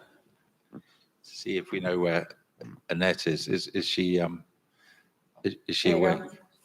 Fantastic. So, good morning. Good morning, everyone. Good morning, Annette. Off you go. The stage is yours. Thank you, Martin. And yes, I have been listening. Very, very interesting. Yes, and as you pointed out, I will take us now to a somewhat global perspective and systematic perspective. So my role here this morning will be to address two general systematic initiatives or perspectives to the topics, the overall topic of a green kickstart of the global economy. So I will start out and make some remarks on the UNCITRAL perspective. And second, I will say a few words about green contract drafting. So moving then right into sort of the role of UNCITRAL instruments. As we have heard from the UNCITRAL Secretary, and as I'm sure everyone in this room here today is very familiar with, it is the important role of UNCITRAL to facilitate common rules and models for international trade and economic development, and the important role that UNCITRAL has held in this way since the 1950s when it was started. And it has really been truly valuable if we look at sort of the global development since the start of UNCITRAL and economic development in many different markets across the world. And now, of course, personally, I come from a background, that of international arbitration, where we have been able to really see the strength of the UNCITRAL rule-based global collaboration more or less demonstrated on a daily basis. So really, that's a very good example of the strong role of UNCITRAL for global harmonization. As part of something called the Net Zero Lawyers Alliance initiative, there was a proposal earlier this summer for an examination on how UNCITRAL might facilitate and accelerate global climate change mitigation and adaptation goals by further strengthening the rules and the standards in the field of international trade law. And this is something also referred now to as the UNCITRAL Net Zero Legislative Projects, and I'll say a few words about that. But briefly, just for those of you who might not be familiar with the Net Zero Lawyers Alliance, The Net Zero Lawyers Alliance is it's a fantastic platform. It was launched earlier this year in June as part of the London Climate Action Week. And the intent here really is to mobilize law firms, lawyers, and law for climate change mitigation and resilience. So the NCLA is also an approved accelerator for the UNFCCC, United Nations Framework Convention on Climate Change, Race to Zero. And this means, for example, that the member law firms of the NCLA commit to offer their legal services and offer legal services that facilitate clients and their supply chains to implement net zero by 2050 targets, and the range of other different initiatives and projects. So if you are interested in the Net Zero Lawyers Alliance and curious what that could entail for you or your law firm, I encourage you to visit the website of the NCLA to find out more. But just going back to the Net Zero Lawyers legislative project, the project really seeks to examine whether or not UNCITRAL's existing rules align with climate change mitigation, adaptation, and resilience goals, and what can be done to further support these goals through the UNCITRAL instruments. We have heard already today about the wide range of instruments implemented by UNCITRAL, and again, the importance of having the global playing field, so to speak, as offered by these common rules and procedures. So the way that this project will be carried out is first by stock taking existing UNCITRAL texts and working documents to identify whether and how these texts and documents might better facilitate or accelerate the Paris Agreement goals. And second, sort of identifying areas where UNCITRAL might innovate to offer new tools, either within those existing already, or in addition to these tools that we already have in place. Now, of course, today marks the second day of COP26 in Glasgow, and as we all know, this is where the leaders, both from the public sector but also from the private sector, will gather to try to agree on the outstanding issues to reach the Paris Agreement's targets. And we have heard the Paris Agreement's targets are already here this morning, but just to sort of to repeat and really to underscore their importance, these are to act to reduce the greenhouse gas emissions and to limit global average temperature rise to well below 2 degrees Celsius, but preferably 1.5 degrees Celsius above pre-industrial levels. So, and we also know that reaching these targets will be a challenge for all of us jointly. But really, to make any real progress towards these goals, as we have also heard today, the existing energy and infrastructure, the transport industry and land use systems, this is really all societal important systems of society really need to transform to a low carbon or zero carbon status. And again, this will require massive investments over the next 10, 20, 30, or even longer perspective years. And the majority of these investments is mostly likely to come from private capital. Most likely, this is where most of the money will flow rather than from public funds or development funds, even though those, of course, are important sources for the transition. But be it public or private, to achieve the necessary greenhouse gas emission reduction goals, really, again, as has been underscored already by earlier speaker, finance needs to flow into projects and infrastructure, and innovation needs to be supported. Innovation that is geared toward low or no carbon activity. Earlier this year, the International Energy Agency published their report, IEA Net Zero by 2050, a roadmap for the global energy sector. And this is really an eye-opening report and extremely important to trying to understand the task that lie ahead of us. And the IEA points out that almost half of the reduction needed for the 2050 targets are expected to come from technologies that are currently at the demonstration or prototype phase. So again, this demonstrates how investments really need to keep coming. And we have less than 10 years to the necessary 2030 milestone to cut emissions into half. And the investment cycles for the net zero 2050 target are happening now. So the clock is ticking, what you might say. Now, the net zero legislative project will seek to explore whether or not the UNCITRAL's harmonized rules on commercial transactions are aligned with this direction of travel, and if they can do more to facilitate it. And again, the focus will be on the UNCITRAL the rules, contractual models, and explanatory text like guides, for example, as published and agreed by UNCITRAL. And it will include research and consultation to collect information on the latest trends in the world regarding the use, for example, of public-private partnerships and in general when it comes to international contracts in this area.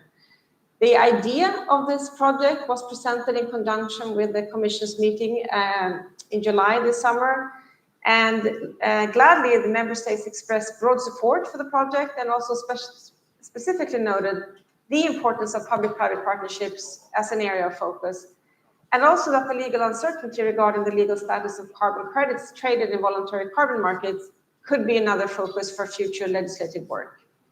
So a detailed proposal on the net zero legislative project will be developed and made available to the Commission for its consideration at its next session in 2022. And I think the track record of UNCITRAL through its rules, contractual texts, and again, explanatory guides, really puts it in a unique position to provide these tools for climate change mitigation and adaptation goals globally.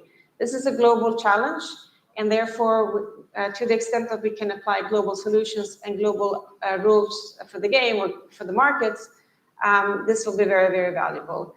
And I really encourage everyone here to follow this development and to the extent possible, contribute to it. And moving then on to the second topic for systematic initiatives for green kickstart the global economy. This is something what you could put a heading like green contract drafting, sort of as a headline. Now, of course, I don't need to tell this audience how contracts govern every business transaction, and really how contracts is where you put your corporate ambitions into binding obligations. We have a lot of companies that have set ambitious decarbonization goals, and in the contracts, this is an opportunity again to sort of put those ambitions and align these business strategies with the decarbonization goals.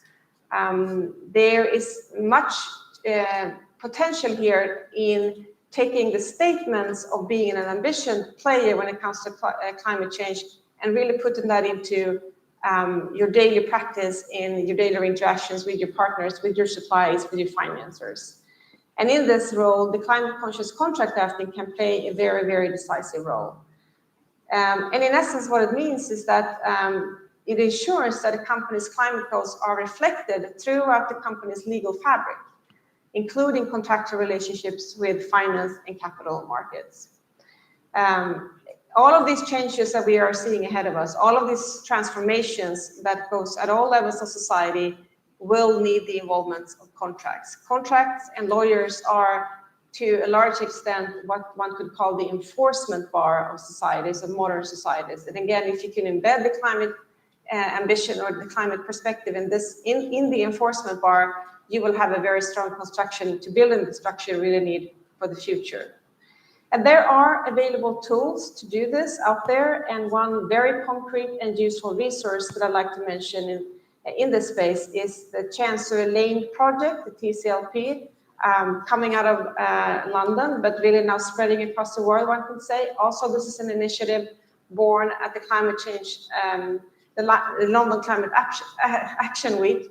I think this was 2 years ago when this idea was born. And really what the TCLP does, this is in a collaborative effort of legal professionals across the world that share the vision that every contract should enable solutions to climate change. So what the Chancellor Lane project provides is model contract clauses that implement really carbon cutting goals in all types of business transactions. And these model clauses they're free and available, and they're out there. So again, take a look at them, visit the TCLP website, and study what could be relevant for your practice, for your corporation, for your organization. And I would just like to round off my brief remarks here just by saying that, again, I'll repeat that the contract that we are drafting today, they will have a profound impact on the success or the relative success to the various race to zero and the 2050 targets, and the way in which we restructure long-term, how we restructure the global economy. So it will be immensely important that we try to put the green perspective in every single situation where you have a lawyer involved in the negotiation and the drafting of contracts. And this is why the green contract and drafting matters so much. So with these very, very brief remarks, I will just hand back over to you, Martin. Annette, thank you so much. And thank you for being, if I may say so, a living proponent of legal proactivity in respect of climate change. Can I sort of summarize what, a main message that you're delivering, I think, which is that lawyers, rather than being passive within whatever organization they work, whether it's a law firm or a big company, lawyers should be looking to be proactive. They should be making proposals to the board, to their clients, to address the green requirements and commitments in contracts, and not sitting back waiting to receive instructions that they should start drafting clauses. Is that what you're saying? That is very much what I'm saying, and I do think the proactive role of lawyers will be just increasing in importance. Now, obviously, that role of lawyers, we have seen that in different areas before, so it's not a new thing. But I think it's only now that we see the lawyers really moving into helping their clients understand the risks and mitigate the risks. And they go all across sort of the board. We talk about physical risk, we talk about regulatory, we talk about litigation risks, really the large spectrum of risks associated with climate change. So we have seen as recent as last week how the UK Law Society issued its climate change resolution. We saw last year how the International Bar Association issued a similar statement. So really encouraging all their members to embed the climate change perspective in their conversations with their clients. So I do think that the lawyers are truly a part of the frontline workforce when it comes to the climate change challenge. Thank you, Annette. I'm conscious that I want to get through both the pre-recorded presentation by Jose and also then, last but not least, Joelle's presentation. So if I may, Annette, I will save up further questions for you from later in the hope that you will very kindly stay with us at least for the next half hour. So with that, could we have the presentation given by Jose Angelo Estrella Faria, Senior Principal Legal Officer of UNCITRAL?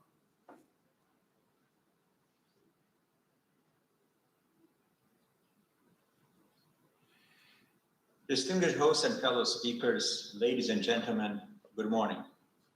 It is my pleasure to be invited to speak on behalf of the UNCITRAL Secretariat at the 4th Asia Pacific Judicial Summit 2021. I am José Angelo Estrella Faria. I'm Principal Legal Officer and Head of the Legislative Branch at the UNCITRAL Secretariat. I very much regret that a series of other engagements prevents me from being with you in Hong Kong in person. The organizer have asked me to give an overview of current UNCITRAL work on fintech in the context of COVID-19 and exploratory work on the impact of COVID-19 on international trade law. Fintech, together with more broadly access to credit, are topics currently being discussed by UNCITRAL Working Group 1 on micro, small, and medium enterprises. In 2013, Working Group 1 received a mandate to work on reducing the legal obstacles faced by MSMEs, in particular in developing economies. After adopting 2 legislative guides to assist countries introduce simplified business registration and corporate structures for MSMEs, in 2019, UNCITRAL agreed to take up the issue of access to credit for MSMEs, drawing as appropriate on the relevant recommendations and guidance contained in UNCITRAL Model Law on Secure Transactions, with a view to stimulate the adoption of reform of domestic legal frameworks to facilitate MSMEs access to credit, also in light of the difficulties that many MSMEs around the world are currently facing and will continue to face as a result of the COVID-19 pandemic. As you know, fintech covers various uses of information and communications technology that in the last decades have resulted in new financial services and products such as mobile money, online accounts, electronic payments, insurance and credit, and newer fintech apps that can greatly facilitate business access to credit. The technological innovations not only allow those financial service providers to offer different types of credit products in a faster, more convenient, and sometimes cheaper way than the traditional methods, but also to develop new credit scoring and risk models, often based on alternative data, that is, data generated by the increasing use of digital tools and information systems. The use of digital financial services has increased during the COVID-19 pandemic, with the need to access credit and other financial services more rapidly and at a lesser cost, and due to the difficulties posed by generalized lockdowns and curfews that have resulted in the closure of bank branches. In the era of trade finance, for example, fintech companies have increasingly relied on the use of technologies, including blockchain, for securing trade finance. Special software has been developed to allow applications for factoring to be processed online automatically and payments to be made instantly. It is generally felt that an effective legal framework for digital financial services should include, among other things, laws that ensure the formation, validity, and enforcement of contracts concluded through technological means, such as electronic signatures and automated processes like smart contracts.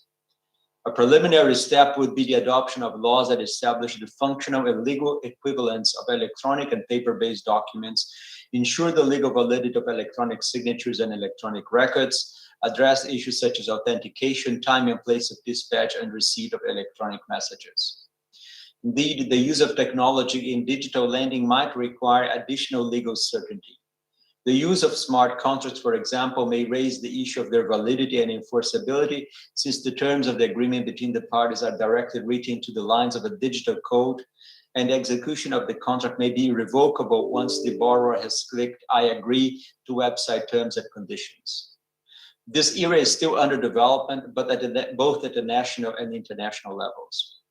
In this respect, UNCITRAL legislative text on electronic commerce can provide solutions acceptable to states belonging to different legal traditions and at different levels of economic development. Those texts support the development of fintech in different markets worldwide, and I will draw your attention to a few of them. They include the UNCITRAL Model Law on Electronic Commerce of 1996 that has currently been implemented in 78 states, totaling 157 jurisdictions around the world.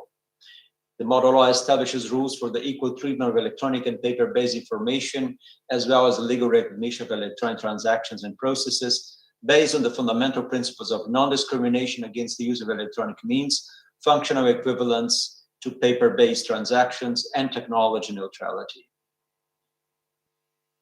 UNCITRAL has also developed a model law on electronic signatures, a convention on the use of electronic communication international contracts, and a model law on electronic transfer of records. And currently, UNCITRAL Working Group 4 is developing a new instrument on the use and cross-border recognition of electronic identity management systems and authentication trust services, which hopefully will be adopted at the next session of the Commission in 2022. I would like to conclude this part of my presentation by mentioning the Digital Standards Initiative of the International Chamber of Commerce, which aims to establish a globally harmonized digital trading environment. Among other things, the DSI calls upon governments and regulators to enable the use of fully dematerialized trade documents, including by adopting the UNCITRAL Model Law on electronic transferable records, which facilitates the use in electronic form of transferable documents and instruments such as bills of lading, bills of exchange, checks, promissory notes, and warehouse receipts. The call by the International Chamber of Commerce found its way in the declaration of the most recent G7 summit on the matter. The need for paperless trade has become even more acute in the aftermath of the pandemic due to the restrictions of personal contact and the disruption in the physical delivery and processing of trade documents. This brings me to the second topic that the organizers invited me to address, namely our exploratory work on the impact of COVID-19 on international trade law.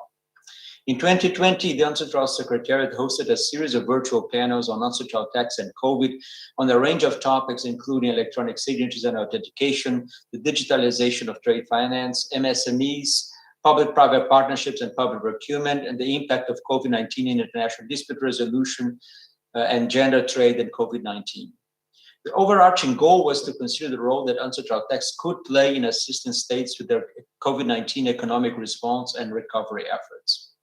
Against that backdrop, Armenia, the Russian Federation, and Vietnam put together a proposal to address the consequences of the global pandemic and other large-scale emergencies that create material impediments to international trade. UNCITRAL asked its secretariat to explore whether measures that have been imposed by states to mitigate the effects of the pandemic had exposed gaps or obstacles to cross-border trade and investment that could be overcome through possible future work by UNCITRAL. Separately, the Commission was asked the Secretariat to explore the options for establishing an online platform for informing exchange by states on COVID-19 measures. Since then, the UNCITRAL Secretariat has proceeded in 4 steps to explore the topics covered in the proposal and singled out by the Commission. The first step was to survey states and their responses to the pandemic and identify obstacles to cross-border trade as reported by business, as well as the legal issues that require harmonized legal solutions. And I'll focus on that for the moment. First and foremost, the measures implemented by states emphasize the importance of digital trade and the use of electronic means more broadly to mitigate the effects of the pandemic and to foster economic recovery. Second, many of the measures implemented by states entail amendment or suspension of certain contractual rights and obligations between parties, thus having an impact on various aspects of contract performance, including hardship, frustration, force majeure, contract breach, and penalties for breach. And a third more element of those measures was focused on insolvency-related relief to help business cope with the disruptive effects of the pandemic and the relaxation of trade-related formalities and procedures. Many measures mentioned in the replies to the questionnaire sent out by UNCITRAL can be supported by the enactment of existing UNCITRAL tax or raise issues that are being considered in the context of ongoing work. For example, measures falling under the first category can be supported by the enactment of UNCITRAL tax in the era of electronic commerce that I have addressed earlier. With regard to measures of the second category, the COVID-19 pandemic has highlighted the significance and need of having a uniform default contract framework for cross-border cases, such as the UN Convention on Contracts for the International Sale of Goods, the CISG. Those contracts for sale of goods that fall under the scope of the CISG could benefit from the application of its Article 79, which clearly lays down the requirements for excusing non-performance in case of an impediment beyond the parties' control. The final and third category of measures taken by states bring into sharp focus not only existing UNCITRAL instruments in the era of insolvency, in particular the UNCITRAL Legislative Guide on Insolvency Law, but also UNCITRAL's ongoing work on a simplified insolvency regime for micro and small enterprises. Apart from questions asked to governments, our contacts with practitioners and arbitration institutions indicate that the UNCITRAL arbitration rules have also proven to work well during the COVID-19 pandemic. Under Article 17 of the rules, the arbitral tribunal may conduct the arbitration in such a manner as it considers appropriate, provided that the parties are treated with equality and that at an appropriate stage of the proceedings, each party is given a reasonable opportunity of presenting its case. Such discretion has allowed arbitral tribunals to conduct remote hearings and admit electronic evidence. Our survey also covered efforts by other international organizations in gathering information on COVID-19 measures implemented by states and in providing policy support to states and several online roundtables and events in cooperation with interested governments. Several overarching themes have emerged from the various steps of our survey so far. One is the timeliness of further work on legal issues of the digital economy, such as further automation of transactions, use of artificial intelligence to trade and related data transactions, the use of trading and dispute settlement platforms, all become particularly relevant. Another area where UNCITRAL has not worked for some time is the area of payments, and it could be further explored whether developments in this area could warrant harmonized efforts, particularly as regards digital payments and aspects of contract law, such as the amendment or suspension of certain contractual rights and obligations between parties. At its last session in July 2021, UNCITRAL asked the Secretary to continue this exploratory work on the issues identified as possibly falling within the mandate of UNCITRAL to further the progressive harmonization and unification of international trade law. While the form and of the output that may result from this work is still under consideration, we could envisage UNCITRAL formulating legislative recommendations to governments on the types of measures that may enhance the resilience of a country's framework for business law in the event of a similar disruption in the future, including those international instruments that can be adopted for that purpose. Ladies and gentlemen, this concludes this brief overview of those two topics of current UNCITRAL work. I thank you very much for your attention and wish you fruitful discussions at the forum. Thank you very much.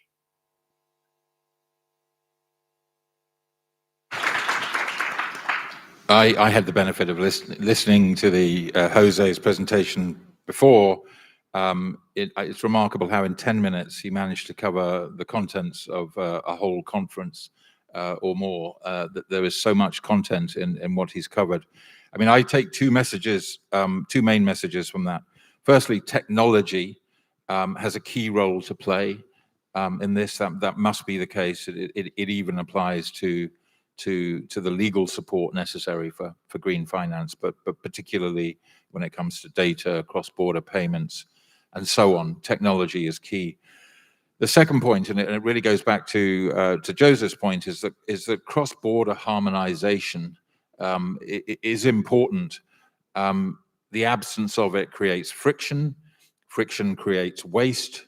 Waste is the antithesis of what green principles are seeking to achieve. So that clearly must be important. With those comments, and in the absence of being able to ask Jose any questions direct, Joelle, do you want to come and give your talk?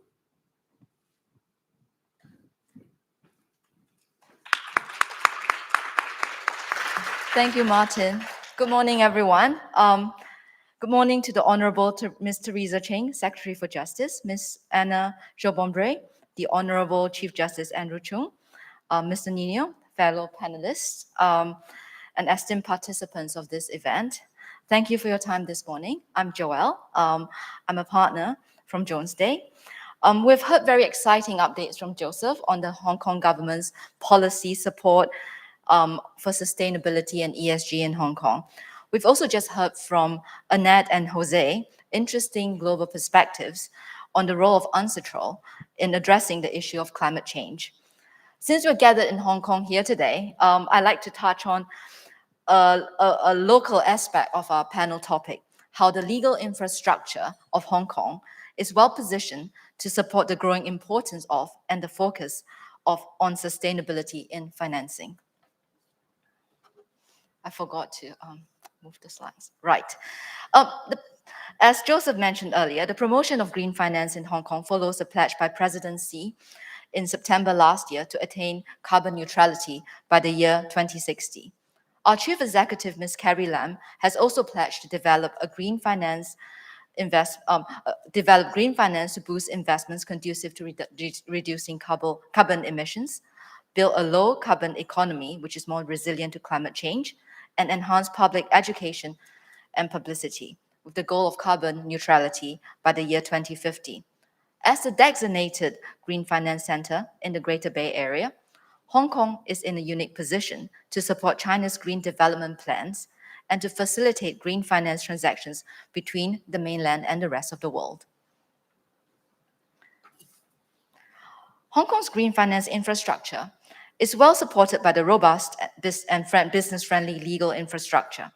Hong Kong has a well-established common law system, an open, transparent, and independent judiciary, an extensive pool of international legal talent to facilitate its crucial role as the main green financing hub in Asia. In 2020, the Hong Kong Stock Exchange remained the largest venue for China's offshore green bond listing. The cumulative green bond issuance in Hong Kong has reached US $9.2 billion in the year 2020. Hong Kong's continuing lead as a green financial center is backed by its climate-focused standards, reporting frameworks, and its geostrategic access to mainland China, the world's largest carbon market and Asia-Pacific's leading issuer of green bonds. Joseph has touched a lot on the Hong Kong government's policies and initiatives to support Hong Kong's role as a green financial hub. The legal advisors in Hong Kong are well placed to assist companies and investors in benefiting from these policy measures and regulatory framework promoting green and sustainable finance. Tackling the issue of climate change takes planning and resources. At the level of government policies, commitment from the private sector, support from investor communities.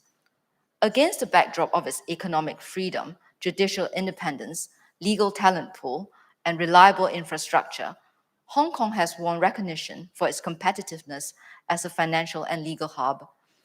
In its 2021 Freedom of the World annual report, the Fraser Institute has ranked Hong Kong first in terms of freedom to trade internationally. In the Rule of Law Index published by the World Justice Project, Hong Kong has ranked third in Asia in terms of the rule of law factor and second in the world in the order and security factor. Last but not least, in the International Institute for Management Development's World Competitiveness Yearbook 2021, Hong Kong was ranked first in Asia in terms of overall competitiveness. So the national legal systems adopted globally are generally based on one of the four basic legal systems: civil law, common law, statutory law, and religious law. Both the civil and common law systems can be considered the most widespread in the world. The civil law system is the most widespread by land mass and by population, but differs from jurisdiction to jurisdiction. The common law system is utilized by the greatest number of people compared to any single civil law system. Hong Kong has the unique advantage of being the only common law jurisdiction within China. Article 8 of the Basic Law allows for the continuation of the common law system, which has been practiced in Hong Kong for the last 170 years. The legacy of the common law system in Hong Kong has enabled Hong Kong to build a well-established commercial case law, which is highly recognized by international communities. Common law is widely accepted by the commercial community globally and forms the foundation of the rule of law in Hong Kong. This provides a clear, transparent, familiar, and accessibly framework to support and facilitate green and sustainable financing transactions. Hong Kong legal sector and other professional sectors also has the added benefit of operating effectively in an effectively bilingual setup, enabling cross-border transactions to be executed effectively between international counterparties. Every financial system requires a robust framework of regulators, legal system, standards, reporting networks to ensure transparency, confidence, and trust. With the risks related to climate change becoming increasingly material and growing demands from investors and consumers to adopt green and sustainable practices, there is a heightened demand for corresponding legal services to facilitate green and sustainable investments and dispute resolution services to deal with potential disputes. Hong Kong has around 10,000 practicing solicitors and 1,500 practicing barristers. We also have registered foreign lawyers from 33 different jurisdictions. Beyond the spectrum of legal expertise needed for deal making, Hong Kong has a wealth of legal expertise in areas such as green bonds, sustainable financing, ESG requirements, digital technology, life sciences, and fintech.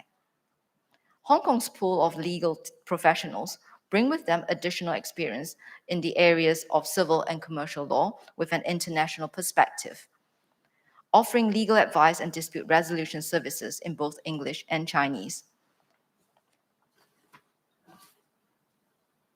Hong Kong's well-established legal system, together with its comprehensive dispute resolution mechanism and judicial independence, have provided a solid foundation for establishing Hong Kong as a major international legal and dispute resolution center in the Asia-Pacific region. Hong Kong offers various types of dispute resolution modes, including litigation, arbitration, and mediation. Since 2015, Hong Kong has been amongst the top 5 preferred seats for arbitration internationally. As the PRC is a signatory to the New York Convention, awards made in Hong Kong can be enforced in more than 160 countries and places. In addition, the Hong Kong Department of Justice and the Supreme People's Court of Mainland have signed a number of mutual legal assistance arrangements to recognize and enforce judgments, interim measures in arbitral proceedings, and other arrangements. These arrangements have made Hong Kong the only jurisdiction outside the mainland where mutual recognition of and assistance in insolvency proceedings are allowed, and the only seat of arbitration outside the mainland where parties are able to apply to mainland courts for interim measures. The feasibility of conducting relevant activities in Hong Kong has also been greatly increased, enhancing Hong Kong's role as a gateway to doing business in China.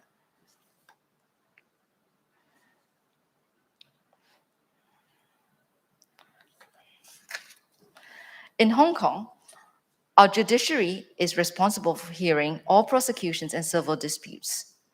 We have a court system which is well designed to handle all different types of disputes. It is completely independent of the executive authorities and legislature.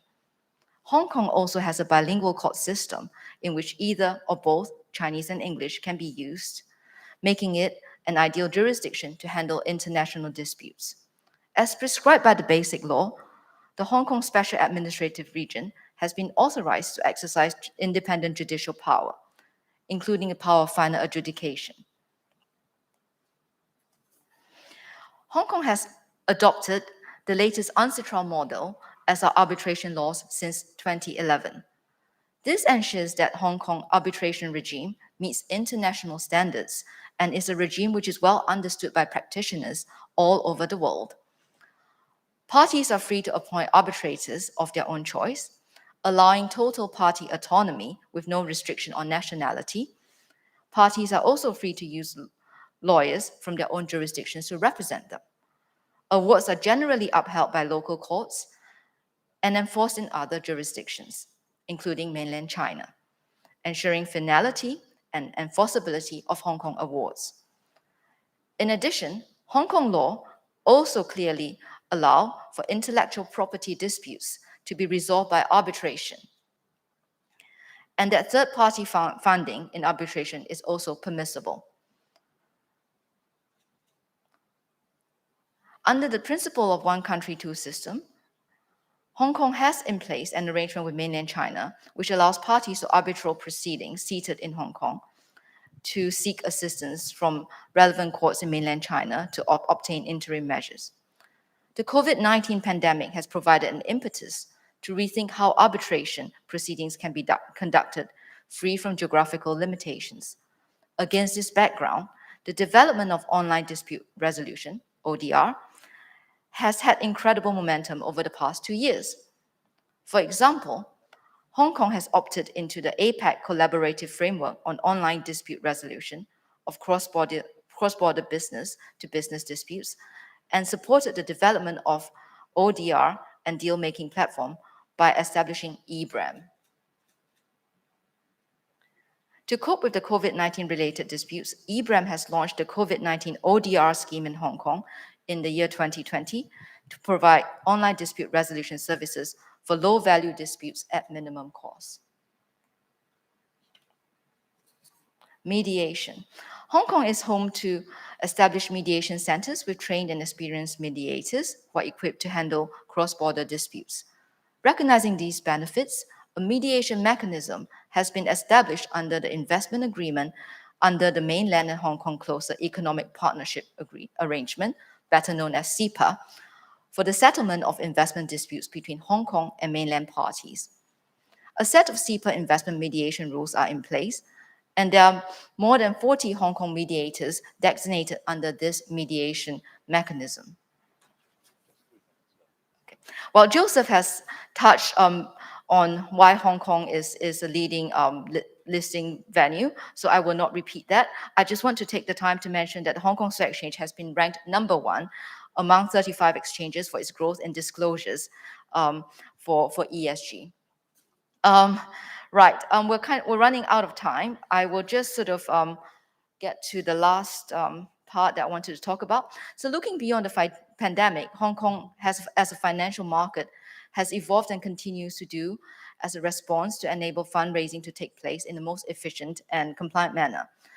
With the launch of Stage, the Sustainable and Green Exchange, the implementation of a paperless IPO regime.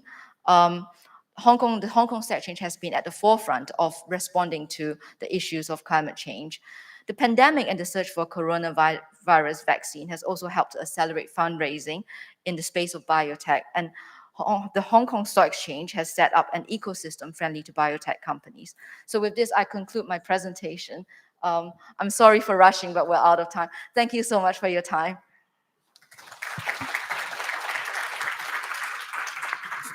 Thank you, Joelle, and I'm sorry we squeezed you a little at the end. Just 30 seconds. If we could just have a 30-second soundbite each from each of the speakers who've done. It's been very, very interesting. But maybe starting with Annette and then Joseph and Joelle. If you were to identify a single benchmark, and this is, by the way, is a question that's come in during the course of this. A single benchmark for Hong Kong, China's success in meeting, in green financing, what would that benchmark be? How would you look back in 5 or 10 years' time and say, yes, it's been successful?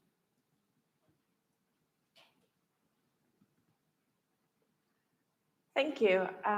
I think we need to look at the societal changes that we need to see happening in terms of changing the way we organize society, and at least how the energy supply systems that we have. So I think we should look at where we are today and look at the numbers, and really, if we look then ahead, that we have been able to move the needle when it comes, for example, our energy mix. So I think that could be one very concrete way of measuring if we are where we need to be, and also tying that to where the capital is flowing and seeing what kind of projects that are being funding. Again, putting numbers on it and making a base point, and then to make sure that we move the needle.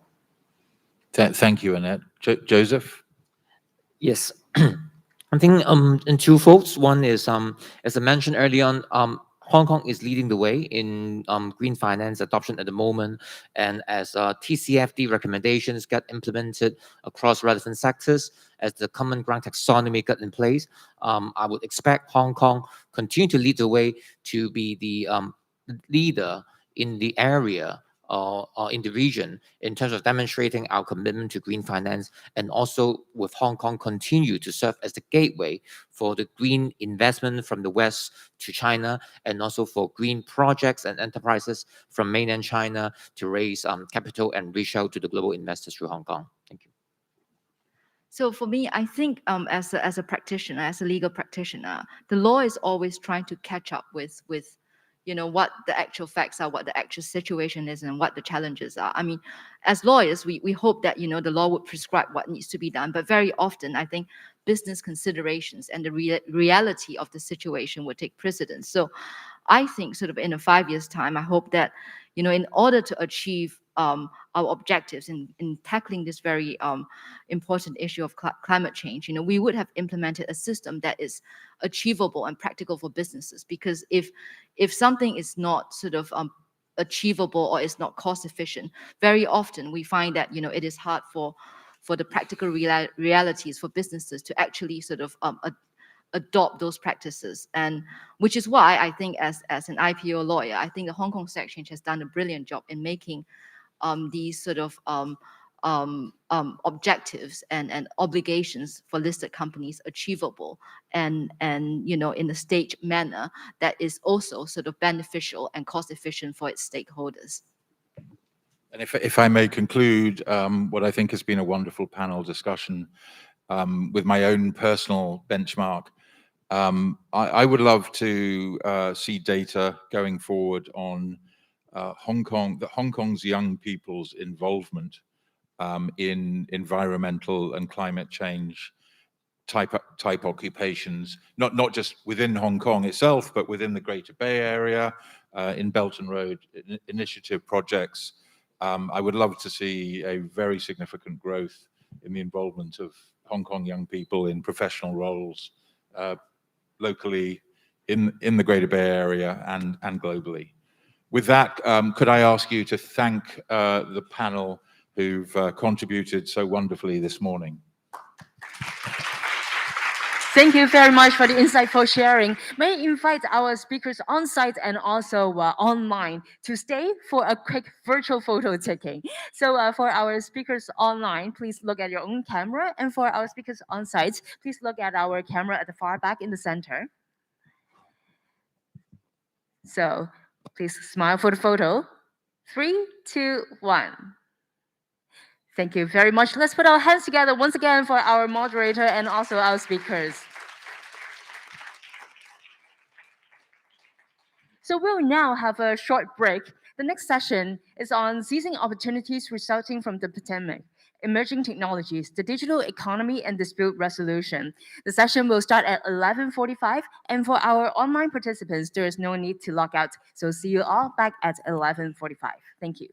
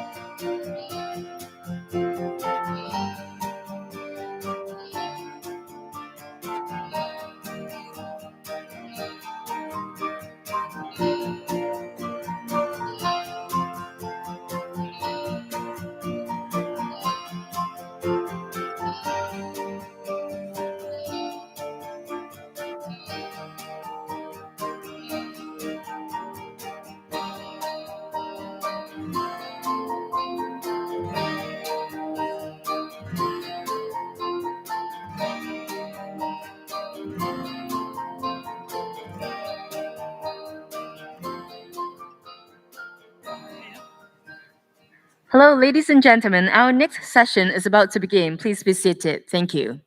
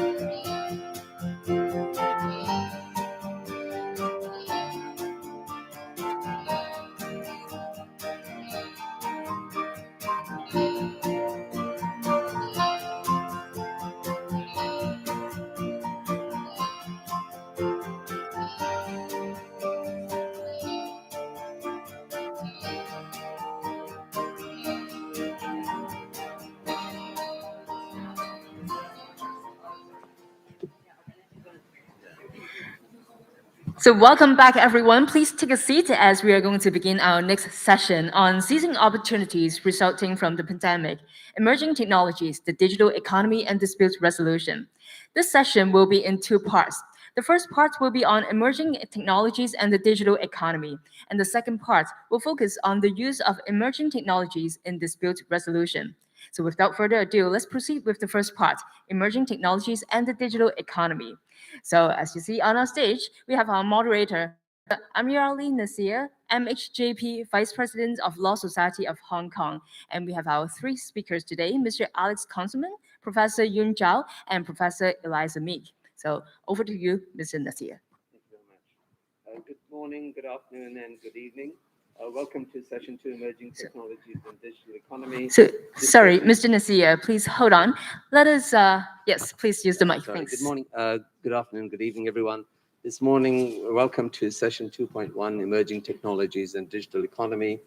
This session is going to be looking at emerging technologies, issues that may arise from these emerging technologies, such as AI, blockchain, contracting transactions, and also the work of the UNCITRAL and other organizations dealing with these issues. We have, as you said, 3 speakers before us today. We have Mr. Alexander Kunzelman from the UNCITRAL Secretariat, Professor Yun Zhao from the University of Hong Kong. I'll be giving details of them later, and Professor Elisa Mick from the Chinese University of Hong Kong. As you already have the biographies, I'm just going to keep very short introductions before I move on to asking them to speak. So first of all, we have Mr. Alexander Kunzelman, who is the legal officer with UNCITRAL Secretariat, where he services UNCITRAL Working Group 4 on electronic commerce and is responsible for preparing proposals for future legislative work at UNCITRAL on legal issues related to digital economy. He will focus on the UNCITRAL Digital Economy project, with particular focus on the preparatory work carried out by AI automation in contracting and commercial data transactions, smart contracts, and blockchain. Alexander, the floor is yours. Thank you very much, Nazir. Mr. Nazir, it's a pleasure to be joining this panel this morning. I'm sorry that I can't be with you on account today, but I hope that this virtual/in-person hybrid works well in promoting a good discussion at the end of these 3 presentations. Professor Zhao, Professor Mick, it's wonderful to be sharing this panel with you today. As you have just heard, ladies and gentlemen, my presentation today will focus mostly on what UNCITRAL, the UN Commission on International Trade Law, is doing in this space. But at the same time, I hope that the presentation will address some of the issues that lawyers, particularly lawyers in Hong Kong and other jurisdictions in the region, are dealing with when they're advising on or adjudicating a range of matters concerning the use of digital solutions in commercial transactions. And I should flag that recent comments by Chief Justice Menon of the Supreme Court of Singapore, as well as several justices of the United Kingdom Supreme Court, suggested that some of the issues that I'll be discussing are certainly not so straightforward, at least on face value, in terms of legal issues, and do warrant closer examination. So in a way, I'm comforted by some of those comments. I think that we actually are on the right track to be taking a closer look at some of these legal issues. And these comments also suggest that there may be some scope for reform in this area, if not, at the very least, some type of clarification as to the legal issues that arise. Now, before going any further, I should say I'm joining you from, as you can see behind me, very sunny Vienna.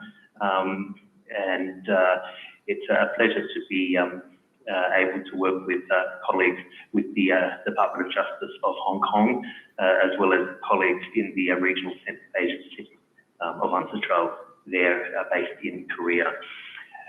So as the program notes have said, it's a bit of a truism that COVID-19 has forced traders to rely on digital solutions to engage in trading activities through the pandemic. And I should flag that so much was noted by a series of virtual panels that UNCITRAL had hosted in 2020 at the height of the pandemic, at the height of the time when the human toll of the pandemic was starting to become more apparent. And we were looking at how UNCITRAL instruments, as a result of its various harmonization efforts over the past decades, apply to the types of new normal traders were dealing with in the pandemic. And And one thing that was noted was the role in particular of UNCITRAL instruments in the area of electronic commerce and electronic transactions, and the role that they play in facilitating trade during this period. And it's relevant to note that in several common law jurisdictions, and as you can probably gather from my accent, I certainly have a common law backing myself. In some of these jurisdictions, particularly those with which I'm intimately familiar, legislation enacted some 2 decades ago to give effect to these UNCITRAL instruments on e-commerce, which I'll come to outline in a moment, were among the first to be reviewed by government as part of a legislative drive to keep commercial activity rolling despite the public health emergency that was unfolding. And it must be said that as part of this process, albeit one that was quite extraordinary and certainly one that had to be done in a tight time frame, it was seen that much of this legislation was adequate to support the digital transformation or the increasing employment of digital tools that was being used. And although some of the rules were expanded in some jurisdictions to cover areas that the legislation until that point had not been dealing with, and one aspect in particular are rules enabling remote participation as functional equivalents for the purposes of laws that require in-person attendance, in particular remote witnessing of signatures and the like. So, as I said, it was seen that this legislation that gave effect to UNCITRAL instruments on e-commerce was seen as providing the necessary legal groundwork to facilitate, at least in this emergency situation, the types of trading that needed to go on despite the pandemic. So allow me, before coming into the digital economy project, Mr. Nadir, that you had mentioned right at the outset, I thought I might just provide a quick refresher of what UNCITRAL has been doing in the area of e-commerce. And it's in this regard that the instruments commonly cited the 1996 Model Law on Electronic Commerce and the 2005 Electronic Communications Convention, and most recently the 2017 Model Law on Electronic Transferable Records. And they together form a package of complementary legal tools that deal with the use of digital technology by business, and not just in a cross-border scenario, but also domestically. And these instruments focus on the humble data message, which is defined as information generated, sent, received, or stored by electronic, optical, or similar means. In other words, paperless means that support a range of digital technologies. Now, there are 3 fundamental aspects that it's worth recalling at this point, because they'll come into particular focus when we look into the current work that UNCITRAL is undertaking. The first is non-discrimination, and that's a principle which gives negative legal recognition to data messages, while also acknowledging that the law does not need necessarily to regulate digital trade differently to how it regulates paper-based in-person trade. In other words, these instruments are facilitative of digital trade and not regulatory in terms of regulating the rights and obligations of parties, particularly in an online digital environment. The second aspect is functional equivalence. The functional equivalence approach recognizes that while data messages are not equivalent to paper, they can nevertheless satisfy the requirements of rules fashioned for paper-based transactions by having regard to the function of the particular paper-based activity at stake, such as signatures, writing, production and retention of originals. In other words, it's more about facilitating electronic transactions rather than electronic commerce, really, as the name would otherwise suggest. So really the focus of these instruments is on electronic transactions rather than electronic commerce, which we see today taking on a bit of a different meaning, looking at aspects of the rights and obligations of parties to these transactions, with in particular a bit more of a consumer which is certainly something that until now, or even now, UNCITRAL in the area of electronic commerce and its electronic commerce instruments has not focused on in particular, rather it has been focusing on the business-to-business aspect. And the third aspect is the technology neutrality, which is particularly important to this discussion, which looks at developing these functional equivalence rules, as well as framing the non-discrimination rule in a manner that is neutral as to the different models, the different technologies that are employed. And that goes back to what I said at the start with these electronic transactions, ordinances, acts that were enacted in various jurisdictions to give effect to these UNCITRAL texts, seen as 20 years, 25 years later, still providing a solid legal foundation to deal with the use of technology today. But of course, as I'll come to say very soon, there's still some scope for us to do further work in this area. The final thing I'd like to focus on, particularly in view of the other two panelists that you have before you, is that UNCITRAL is working in an international and legally diverse environment. And so when UNCITRAL was established by the General Assembly of the United Nations in 1966, the resolution that it used to establish the Commission would not only mandated it to further the progressive harmonisation and unification of the law of international trade by, among other things, preparing new treaties and model laws, but also, importantly, to bear in mind the interests of all peoples, and particularly those of the developing countries in the extensive development of international trade. And to that end, another aspect of the resolution is that the Commission is to be constituted by representatives of states that are elected with due regard to the adequate representation of the principal economic and legal systems of the world.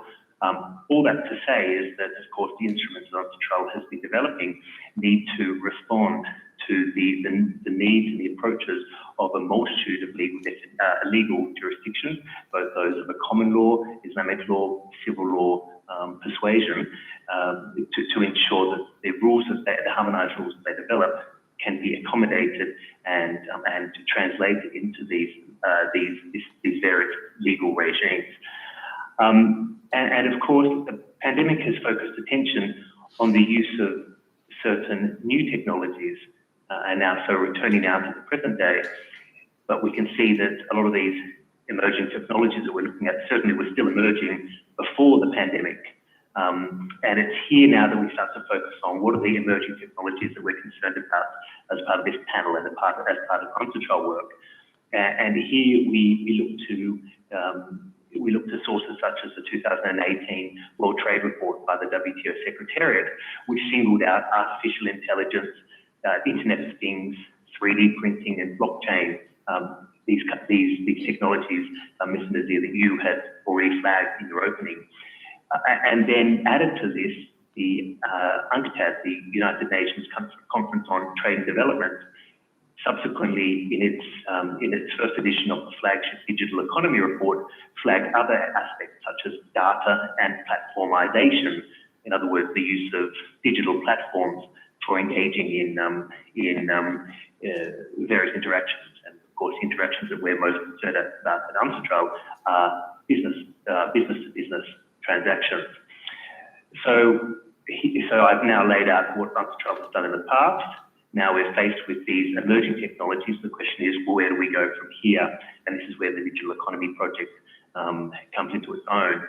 And so if I may provide a bit of a quick background to that, and then focus on some of the key strands that we have extracted from that for the purposes of looking to future work.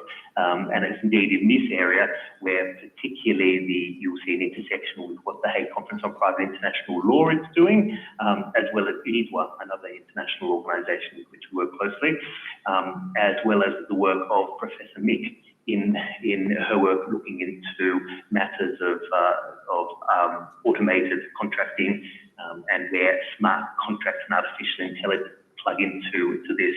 And I'm happy to say that with her on the panel, I really don't have to go too much into the legal nitty-gritty of these areas. So after that World Trade Organization report and UNCTAD, then it was UNCITRAL's turn to look into this. And in 2018, the Commission was presented with a proposal to look into what these emerging technologies mean for its mandate. And a proposal was put forward by the Czech Republic to monitor developments relating to artificial intelligence and smart contracts. Those were the two so-called emerging technologies that were flagged. With respect to artificial intelligence, the proposal identified contracting for artificial intelligence services, as well as contracting with artificial intelligence itself, as two possible areas warranting closer attention. And here it cited research finding that a lack of rules and guidelines in this area was preventing companies from designing and investing in AI systems, and made the case that only international solutions could address these concerns. Leaving aside artificial intelligence, it also focused on smart contracts. And interestingly, it already had framed legal issues and uncertainty with regards to smart contracts in terms of contract automation.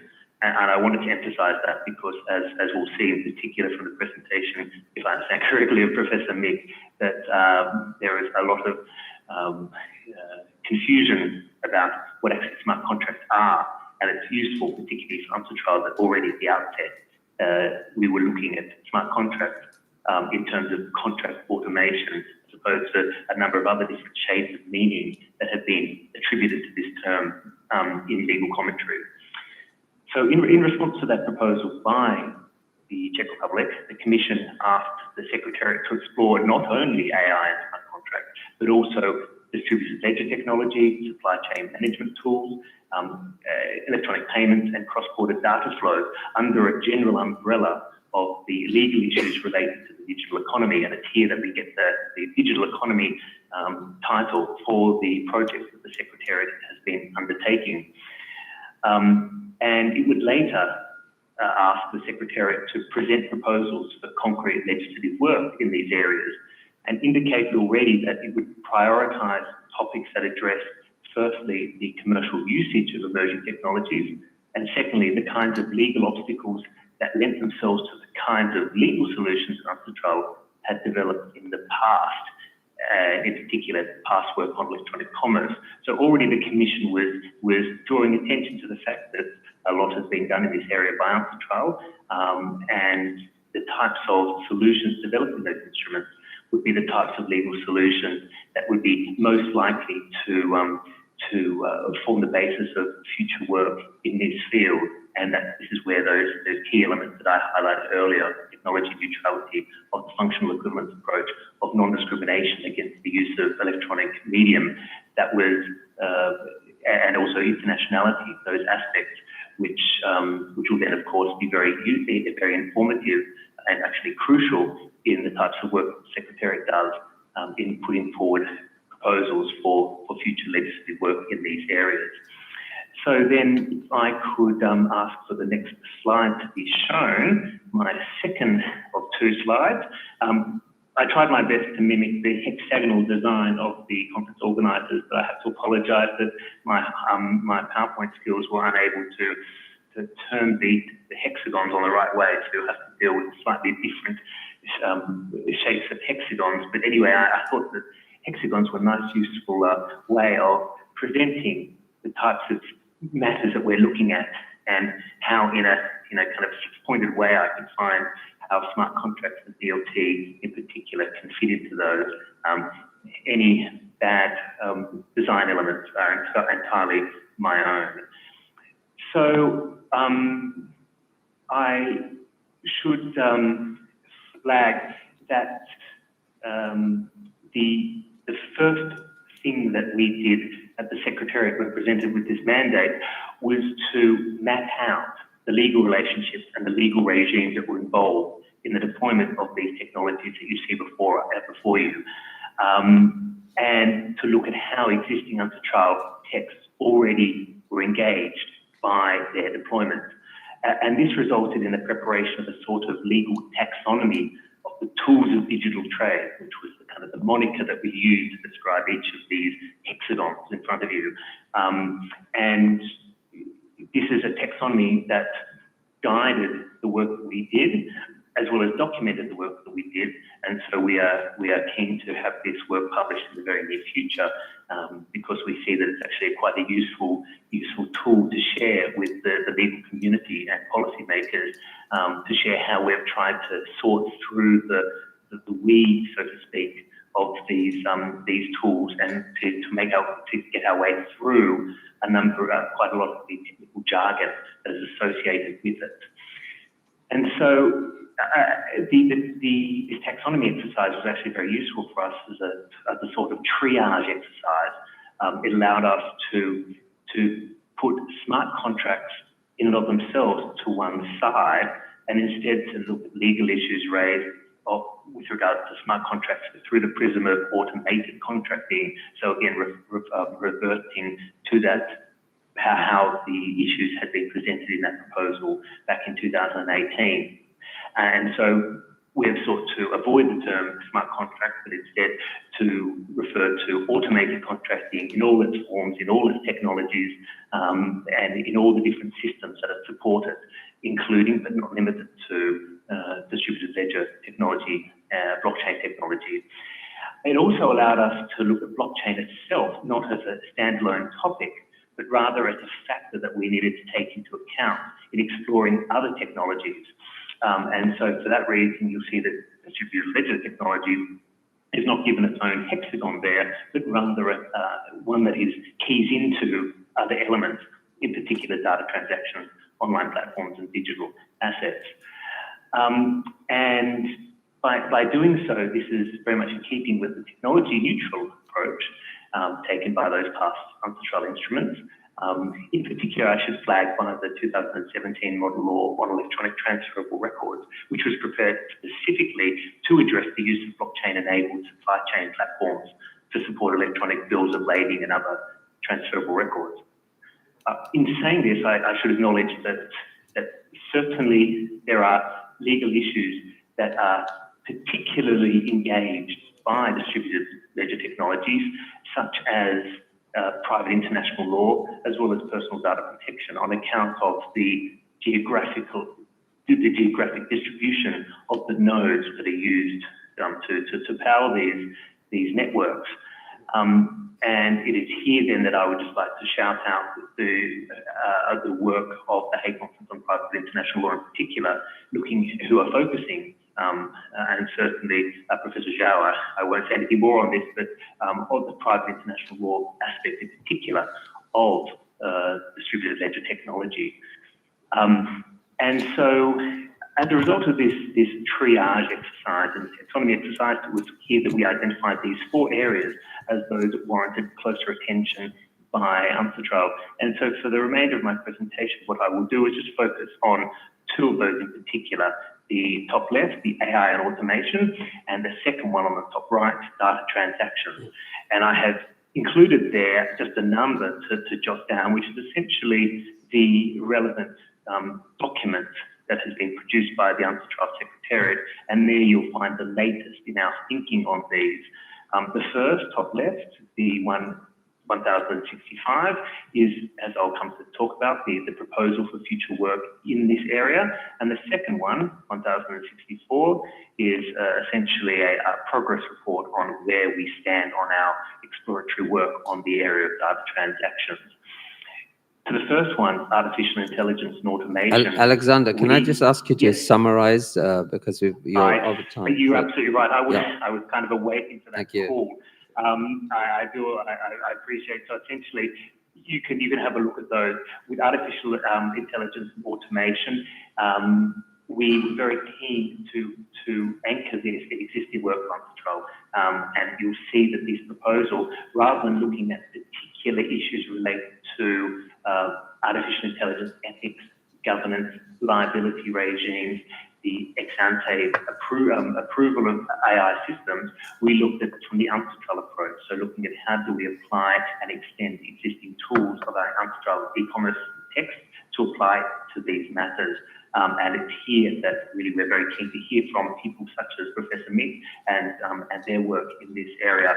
In terms of data transactions, that's a bit of a different area because we're looking at there are 2 aspects to look at. One is data as a commodity in itself. And of course, this raises complex issues of public policy related to data ownership.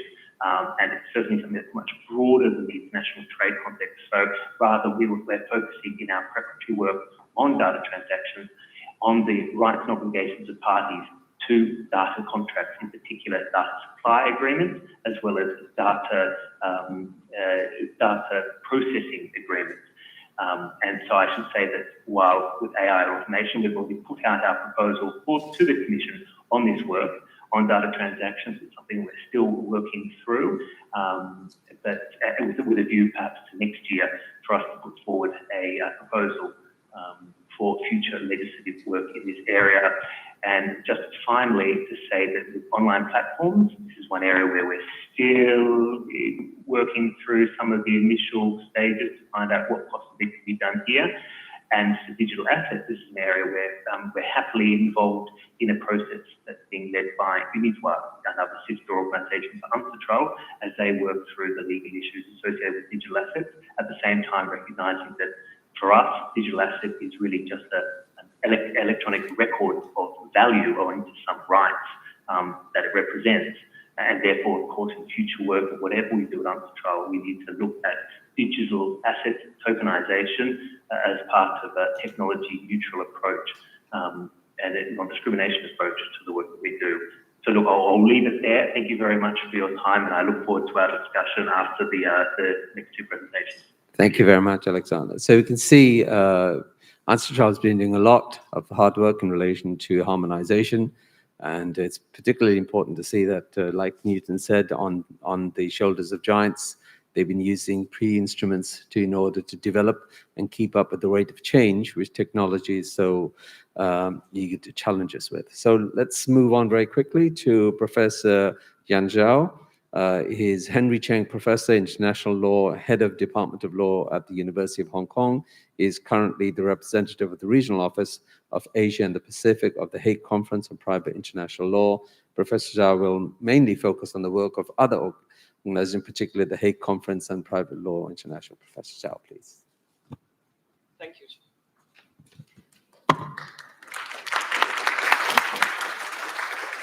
Thank you, Chair, for your very kind introduction. Good afternoon, morning, or probably good evening, ladies and gentlemen. It is a great honor for me to speak on this very important occasion to discuss about a very important issue of emerging technologies and the digital economy in the context of the COVID-19 pandemic. Today, I would like to basically talk about something which Alexander has mentioned. But of course, as we have two experts in the field of UNCITRAL, so I will mainly focus on other international organizations, including the HCCH, the private international issues. Following the introduction, I will look into emerging technologies that are conducive to the legal and business communities and pick up relevant legal issues for discussion. More importantly, I will examine the works that have been done by the international organizations since we have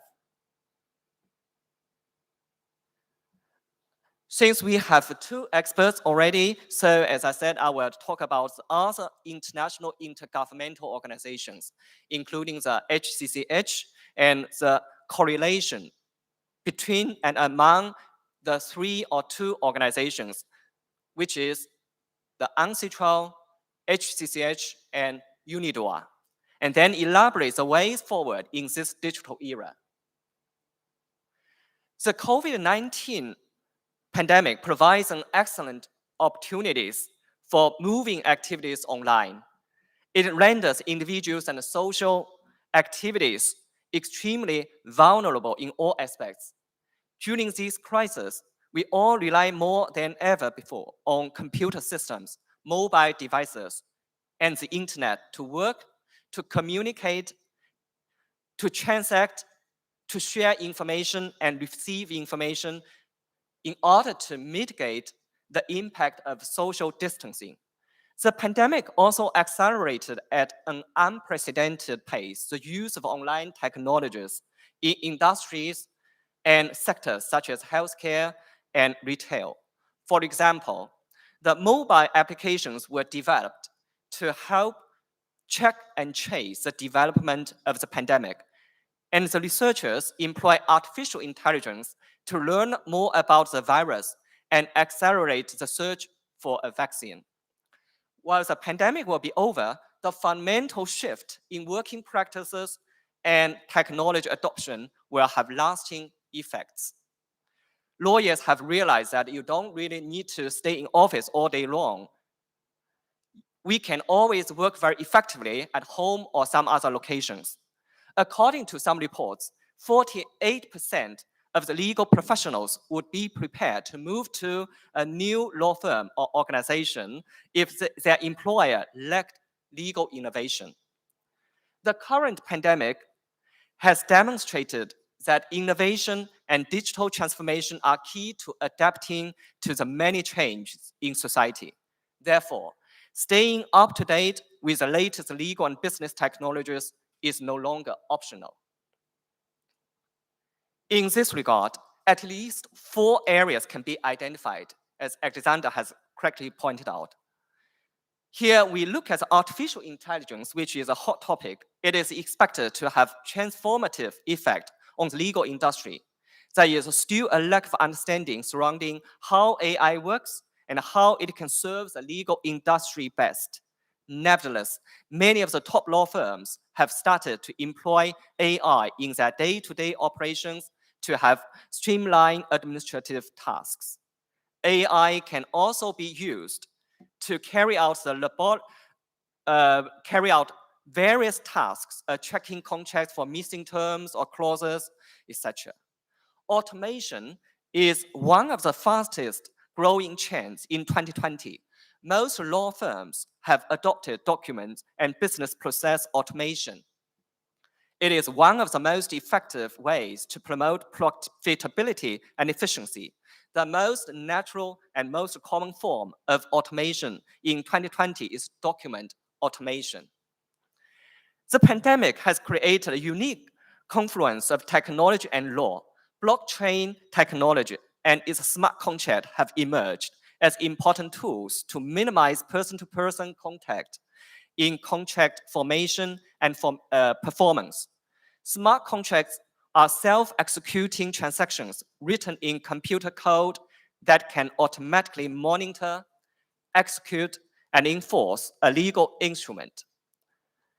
The decentralized and public nature of the blockchain network allows transactions and agreements to be performed among disparate, anonymous parties without the need for a central authority or external enforcement mechanisms. Machine learning is a computer science techniques that allow computer to learn on their own. It is often categorized as AI, but that is only one element of it. In a legal professional community, machine learning is also applied to the review and analysis of legal documents. As law firms and legal proceedings go remote, so did documents. Law firms spend large amount of time and money to digitalize their paper-based system. With the explosion of data flows, a large proportion of which are personal data, privacy issues have become a major concern globally as more and more social and economic activities takes place online. The importance of privacy and data protection is increasingly recognized. Various jurisdictions have made their own set of rules in the field.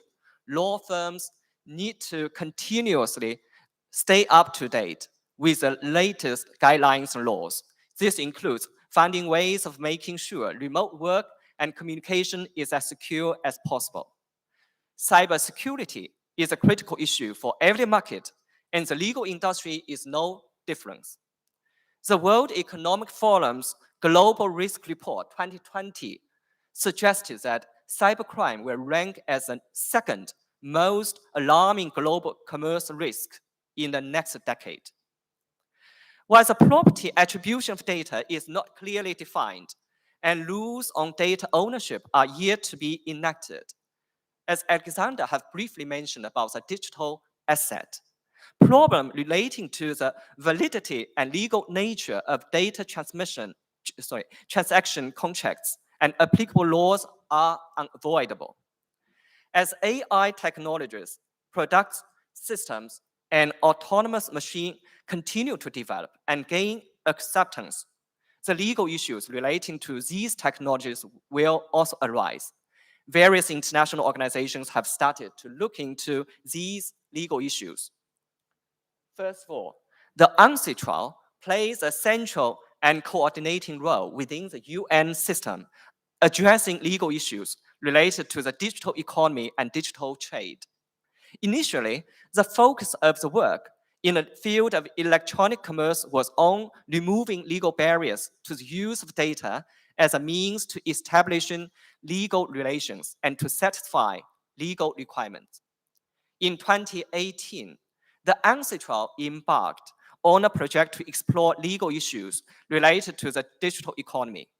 Cross-border data transactions along the data value chain were identified early as a topic of interest. One of the overarching themes that has emerged is the desirability to develop a harmonized response to legal issues related to the digital economy and digital trade. So far, the UNCITRAL has adopted various conventions, model laws, including the 2005 Convention on the Use of Electronic Communications in International Commerce, the 1996 Model Law on E-commerce, the 2001 Model Law on E-signature, 2017 Model Law on Electronic Transferable Records, etc. In the field of ODR, online dispute resolution, we have also seen a lot of important development. The UNCITRAL has already adopted the technical notes on ODR. While this document is not binding, it gives us very good perspective on how we are going to develop ODR in the future. Working Group 4 on e-commerce has continued its work in the field, including legal issues relating to identity management and trust services. In June 2019, the high-level panel on digital cooperation put forward the recommendations on how the international community could strengthen the use of digital technologies and mitigate their risks. In 2020, the UNCITRAL organized its 53rd session, covering issues related to digital economy. Today, we have the experts who will elaborate furthermore. I think Alexander has given us a comprehensive picture, and I'm sure Professor Lisa will also continue the discussions on the contract issue. So now I talk about the HCCH, the Hague Conference on Private International Law, as another very important intergovernmental organization which has been working on how to make use of modern technologies to facilitate the promotion and application of the HCCH conventions. In this regard, I would particularly mention 3 conventions: Apostille Convention, Evidence Convention, and Service Convention. The HCCH is also working on the tourists and visitors ODR projects, which has a possibility to use ODR to help resolve international tourist disputes. In view of the temporary short stay of international tourists in foreign countries, traditional mechanism does not appear to be ideal for dispute resolution. Thus, ODR has become one very important way to facilitate resolution of disputes brought by foreign tourists. I would also need to briefly mention about the tripart efforts, which includes UNCITRAL, HCCH, and UNIDROIT in the field of international commercial contracts. The 1961 Apostille Convention has just had its 60th anniversary celebration in October last month. It is the HCCH Convention that has drawn greatest number of ratifications and accessions. The convention seeks to facilitate the circulation of public documents abroad, abolish cumbersome and costly legalization procedures, replacing them with a single one-step process, and encourage international trade, commerce, and foreign direct investment. Competent authority will verify the authenticity of public documents, issue apostille, and record apostille issued in register. In view of the technological development, the HCCH introduced EAPP program in 2006, digitalized the apostille with a view to encouraging the use of technology to promote and assist in the implementation under the apostille convention. An electronic file that has been digitally signed, normally taking the form of PDF, can be transmitted by electronic means, such as email, for the purpose of downloading or viewing from a website. No doubt, this e-register component facilitates frequent and systematic verification essential for combating fraud, and technologies are used to facilitate accessibility, such as a QR code.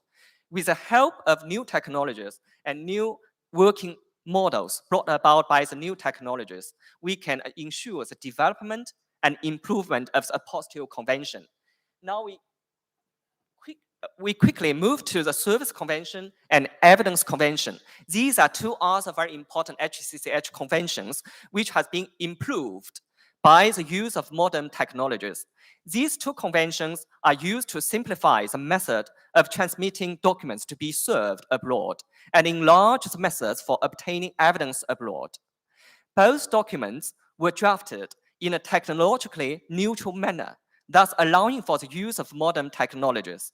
Electronic means can be used to transmit or receive documents, and evidence can, of course, be served in the electronic manner. If we look at this slide, this basically shows about the possibility of using video link, which can facilitate the adoption of electronic means. Video link may enable remote presence and participation of the parties and their representative or the members of the judicial personnel of the requesting authority. This guide explains several very important issues. How to address the main challenges, whether legal, practical, or technical in nature, and suggests a set of best practice to overcome these challenges. It is divided into 3 parts and contains 6 analyses. Part A explains precisely what I have just outlined about the use of video link under the convention with a focus on the legal aspects. Part B refers to practical questions in the preparation and conduct of hearings using video link, such as use of the interpretation services or appropriate facilities. Part C elaborates on minimum technical standards and adequacy of the equipment. Last but not least, I need to mention that the tripart guide to uniform legal instruments in the area of international commercial contracts with a focus on sales. The 3 major intergovernmental legal organizations need to cooperate in the fields of common interest in this digital era. One typical area is international commercial contracts. Through the years, these 3 organizations have developed their own set of rules, namely the CISG by the UNCITRAL, UPRCC by the UNIDROIT, and the HCCH principle by the HCCH. Legal regimes relating to international commercial contracts are closely related to electronic transactions and the use of AI and automation. Thus, the collaboration among these 3 organizations are no doubt very important. They have the complementary roles to play. CISG is binding document, while the other 2 are soft law rules. CISG and UPRCC cover substantive law issues, defining the rights and duties of the 2 parties, while the HCCH principles only deal with conflict of law issues. However, they have the ultimate goal for harmonization and unification to facilitate international commercial transactions. For example, when we look at the HCCH principles, it gives effect to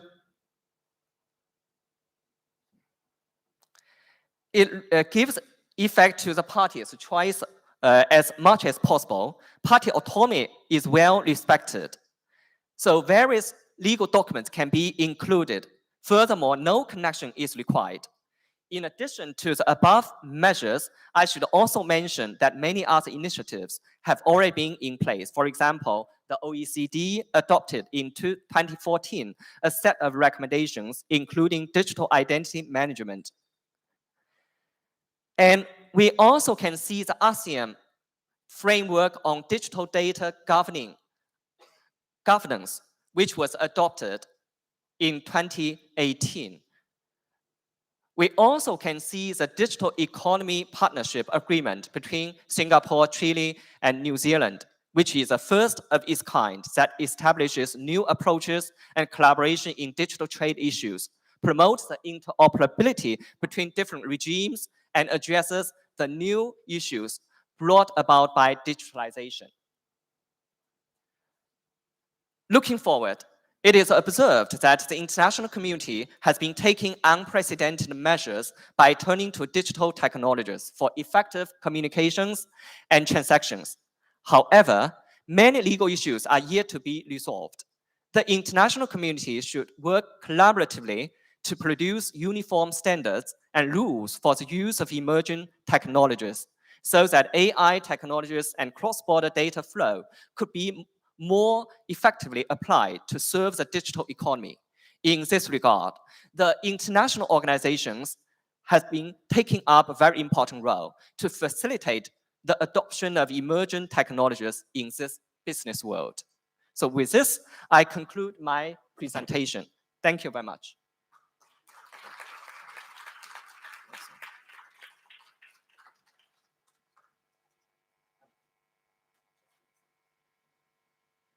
Thank you very much, Professor Zhao. You finished exactly on time. That was very interesting. We've got very little time, so I'm going to do a very quick introduction. Professor Elisa Mick, Assistant Professor, Chinese University of Hong Kong. She teaches contract law and legal technologies and has working experience in multiple software companies. I'm going to keep it short. Professor Mick. Hello. Oh, it's working. Thank you so much for the lovely introduction, and thank you so much for having me. It's my first live event in 2 years, so I'm kind of excited and slightly intimidated by so many excellent guests. Thank you so much, guys. We don't have much time. If we could just start my slides, please.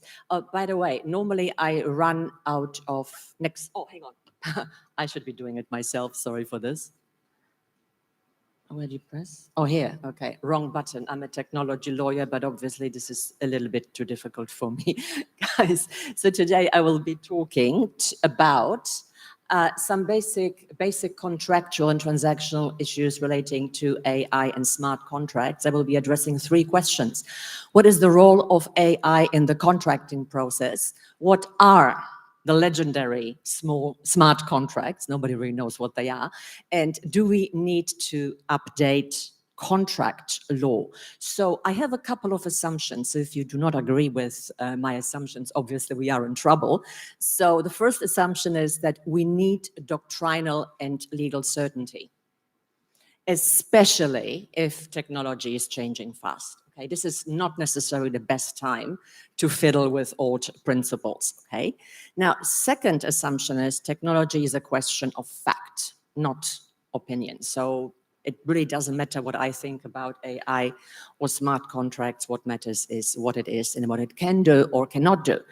Now, number 3, we must understand the technology and predominantly how it is used in commercial practice, because technology by itself is not relevant until it is actually used by lawyers or by business people or by consumers. So before we contemplate any changes, we should maybe wait a little bit and see how things develop and how things are adopted by commercial life. And surprise, surprise, number 4, contract law, especially in common law jurisdictions, has been, to date, extremely resilient. Please note that we didn't really need any major updates after we had the introduction, the mainstream introduction of the internet. Of course, UNCITRAL helped along a little bit by introducing some clarifications, but there were no major revolutions in the cases.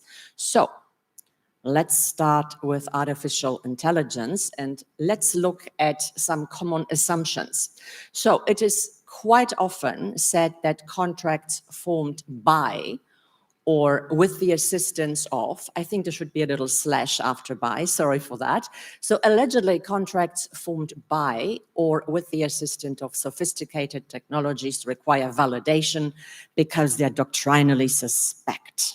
Okay, and then the second assumption is that if the transaction is automated, there is no human intention and there is no meeting of minds, because obviously computers cannot have minds. Now, let's just go back to basics. Artificial intelligence, ladies and gentlemen, I can't give you the definition because there's so many definitions that we would spend half an hour just going through them. But in practice, artificial intelligence is synonymous with complex computation. Actually, the original researchers in this area in the late 50s did not initially use the term artificial intelligence, they actually used the word complex computation. So it's kind of like less interesting once we change the terminology a little bit. There's also something we call the AI effect. So when an important breakthrough occurs in AI research, we kind of tend to go like, oh yeah, that's just technology. So for example, if a computer wins at chess, yeah, okay, chess, yeah, fine. Next thing, okay, then the computer wins at Go. Oh yeah, that's very exciting, but oh, that's not AI anymore. So whenever you reach a milestone, you stop thinking about a particular technology as AI. You want more. So in a way, like we're all a bit technologically greedy, we could say. Okay, now, a brief revision of contract law. Quite often I teach first-year contract law students. And of course, we don't have time for me to give you a 2-hour lecture of things that you already know in the first place. So let's just look at some relevant principles. First principle, contractual intention can be manifested in any manner. Of course, there are minimal exceptions with regards, to property transactions, consumer guarantees, bank guarantees, etc.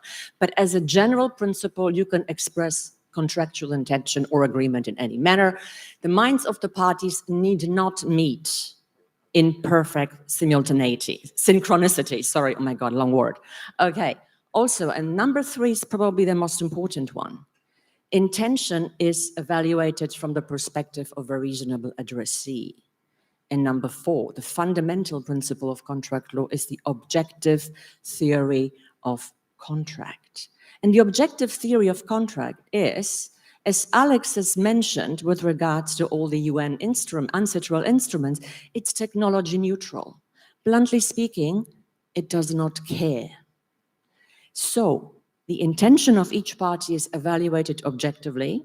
Each statement made during the contracting process is evaluated from a perspective of a reasonable addressee. What matters is what the reasonable addressee of the statement sees. What matters is the statement.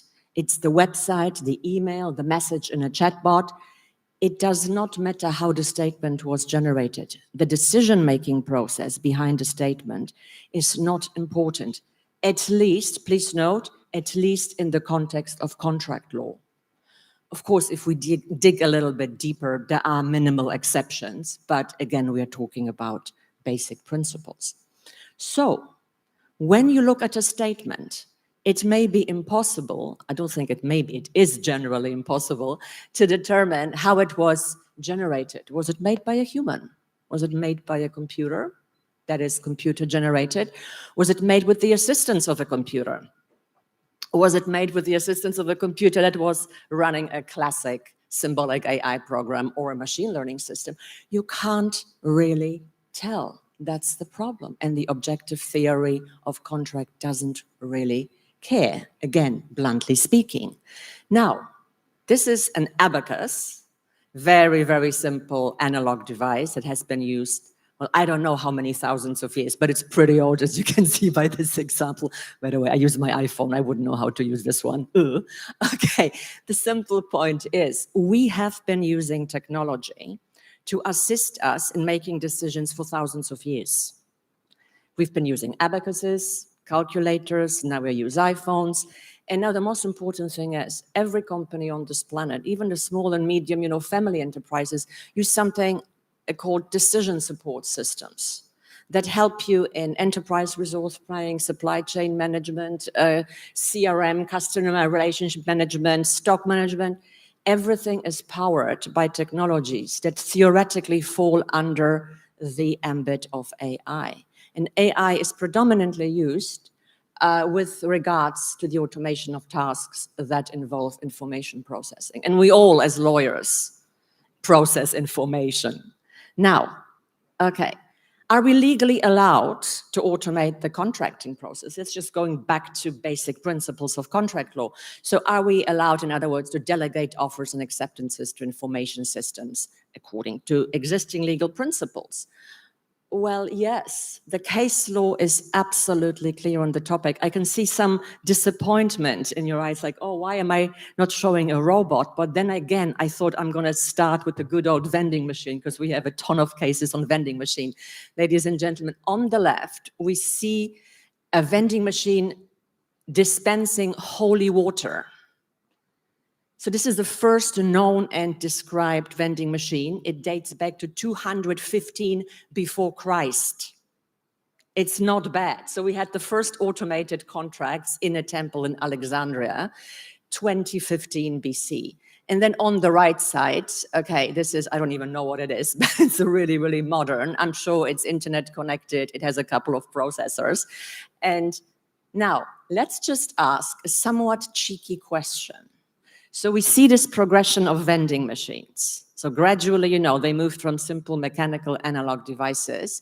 Suddenly, not suddenly, slowly they're being equipped with microprocessors and connected to the internet. Do you think at any stage in this progression contracts with vending machines stopped being legally valid? It would be a little bit weird, if not altogether surprising, if suddenly we say, oh, by the way, all those contracts you've been forming with vending machines, they're not valid, which means I've been doing a lot of illegal stuff all my life. Probably not a good thing. Now, the biggest vending machine on the planet, welcome to Amazon.com.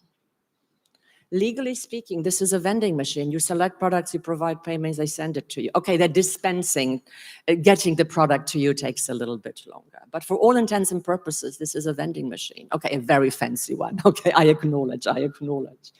Okay, now, would we say, or wouldn't we be slightly surprised that if somebody told us, oh, by the way, all those contracts with Amazon, not valid? Well, why? Because, surprise, surprise, I actually had to explain this to my mother. She was very disappointed because she thought, that's actually people sitting behind the website, maybe inside the computer, I don't quite know. But this is what she thought. It's fully automated from Amazon's side. And more importantly, Amazon basically uses technologies. They are actually a leader in e-commerce technologies, all of which could be qualified as AI. And yet nobody's disputing the validity of those contracts, at least not that I know of. Okay, so in sum, you can automate the contracting process. There are, of course, quite a few. The devil is always in the detail, of course, so there will be some problems that can be created by this. But as a matter of principle, as a matter of technology neutrality, it doesn't really matter what technology you use to automate the contracting process. Now, very quickly, I'm not even sure how much time we have, but I don't need, 5? Oh my God. Okay, the best for last. All right. Now, I'm going to be super quick. Guys, what are smart contracts? Normally, I take about 20 slides to give you examples because to give my students examples, apologies. The most important thing for us lawyers is to know that there is no single universally accepted definition, and there are many misconceptions. So basically, the definition of a smart contract will depend on the blockchain the smart contract operates on, cutting a long story short. Okay, So I have a couple of definitions, a selection of definitions. By the way, the last slide, you will find references to the papers with all the footnotes, so you'll find everything on the last slide, okay? So this is why I'm not giving you footnotes in those slides, because I don't think you'd be reading them right now. So guys, if I could ask you to briefly look at those definitions, but my favorite definition is actually the fourth one. It's the business logic layer for the blockchain. And this is the technical definition. So you have a wide range of different approaches and different ways of defining smart contracts. But if you want to be super technical, and as I said, technology to me is a question of fact. When you look at the leading textbook on smart contracts or on the Ethereum platform, of course, there are pages and pages on smart contracts, so this is a simplification. But have a look. So the chapter on smart contracts in the most relevant authoritative book starts with this. The term is actually a bit of a misnomer, given that Ethereum smart contracts are neither smart nor legal contracts, but the term has stuck. Now, in practice, smart contracts are the back end or the code that runs so-called distributed applications. So they basically store the business rules or the program code that control a particular digital asset on a blockchain. So if I was talking to a crowd of startups, I would basically say, this is the backend, the server side of an e-commerce website, or basically a component of a regular application. Now, it all boils down to one thing. Smart contracts are computer programs, and the main difference is in the way that they execute, because they execute in a distributed environment in the context of blockchains, of course, by every node of the blockchain. And now, can they be contracts? Well, yes, if we stretch the term a little bit, the purported problems are usually formulated as, can contracts be expressed in code? Yes, of course. Contract law doesn't care how we express intention, with some exceptions. There's always an exception. Now, can the formation and performance of a contract be automated? We already know the answer to this, of course. And can crypto assets constitute considerations? Yes, if you want to pay me in crypto kitties, NFTs, or Ether, or whatever you want to give me, I'll take it. I love crypto assets, okay? So there are no legal problems. The question is, how is it used in practice, of course? And I'm almost done. Please feel free just to interrupt me or throw your microphone at me. Not too forcefully, please. Now, guys, the big question is, and this is basically those questions, I'm kind of answering them with some haste, but this is where the details start. This is where the problems start. Because, I mean, the first one, can you just give a traditional contract to a coder and turn it into a smart contract? No, because the coder will go like, oh my God, this is a contract. He will not know what to do with it, just like you would not know. I mean, most of you would not know what to do with, a program written in Python. I mean, I just faint preemptively. It's kind of a good thing. And then they revive me, and then, start afresh. Okay, do we have to teach coders some law, or do we teach lawyers how to code? I feel neither. I mean, teaching a coder some law, you basically have to give them a law degree. You can't just, teach somebody some law. I don't have to explain any further. We all know why. It's a little bit too hard. But do we need to teach lawyers how to code? Yes and no. I feel teaching how to code, again, it's too time intensive, too resource intensive, but lawyers need to understand the basic concepts of coding. They need to understand, compilers, interpreters, source code, object code, etc. And they need to be able to work with technical people. Because if nobody has any idea about the other party's area, then we are in trouble. So you don't need to become coders. Coders will not become lawyers, but we need to develop some technical nature, some basic technical expertise, so we know how to talk to coders and explain certain things to them. So how we go from a contractual document to computer code, this is basically what my research focuses on. Definitely not in one step. Cutting a long story short, and this is point 4 here, we need something that's called an intermediate representation, or basically a specification, a document written by lawyers, but like a simplified contract that states the operational part. Because, we don't need words like the parties herewith agree, or it is deemed that. You don't translate this into code. You translate delivery. You translate payment. Okay, so the operational part has to be specified and given to coders. And of course, an additional challenge, what lawyers quite often do not appreciate, is the selection or creation of an adequate programming language. There's a lot of research in this area, and people do not. When I started my research, I thought I'm going to do it, of course, in 2 weeks. Well, it's been 2 years. Okay, so that's basically it. Q&A, thank you for giving me the time. And if anybody needs full academic papers, explanations, and more footnotes, those are the links. Thank you so much. Thank you, Professor Meg. The law study is actually covering your first 3 points by actually creating collaboration between science and lawyers, and in fact giving coding lessons to lawyers in order they can understand the problem. Anyway, let's move on to questions. I have a few questions here. The first question is, Professor Zhao has mentioned it is legally permissible to automate the contracting process. Further question concerns the enforceability. Are smart contracts legally binding? Are smart contracts legally binding? Professor Zhao, yeah, Professor Zhao. And after Professor Meg. You've covered that slightly in your part. Thank you. I think when it comes to the smart contract, in a way, I think actually my understanding from Elisa, I think actually is a kind of contract. So I think we are looking at a legal regime from the private international law regime. Of course, first of all, if we do have the CISG, if the parties have already agreed on the CISG, I think that's fine. If not, then of course, that's the reason why the 3 international intergovernmental organizations have been looking into the international commercial contracts in relation to the digital economy. So if we look at the CISG, that's a substantive law issues and binding legal issues have been resolved, has been defined. Then if the parties have not defined, there's no party autonomy, then of course, I think we will have to look into what kind of connecting factors to define the applicable law. So I think that will be the next step. I think, of course, I still think it's a contractual issue. I think. Sure. Do you want to add anything to that, Professor Meg? Oh, Although me? you've covered, yeah, do you want to add anything to that? I can only say if a particular exchange of communications meets the criteria of a legal contract, then it's enforceable. Yeah. Okay. Yeah.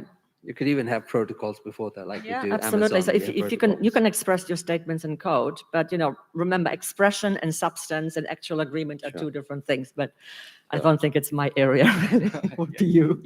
Then the next question is, it talks about emerging technologies develop rapidly.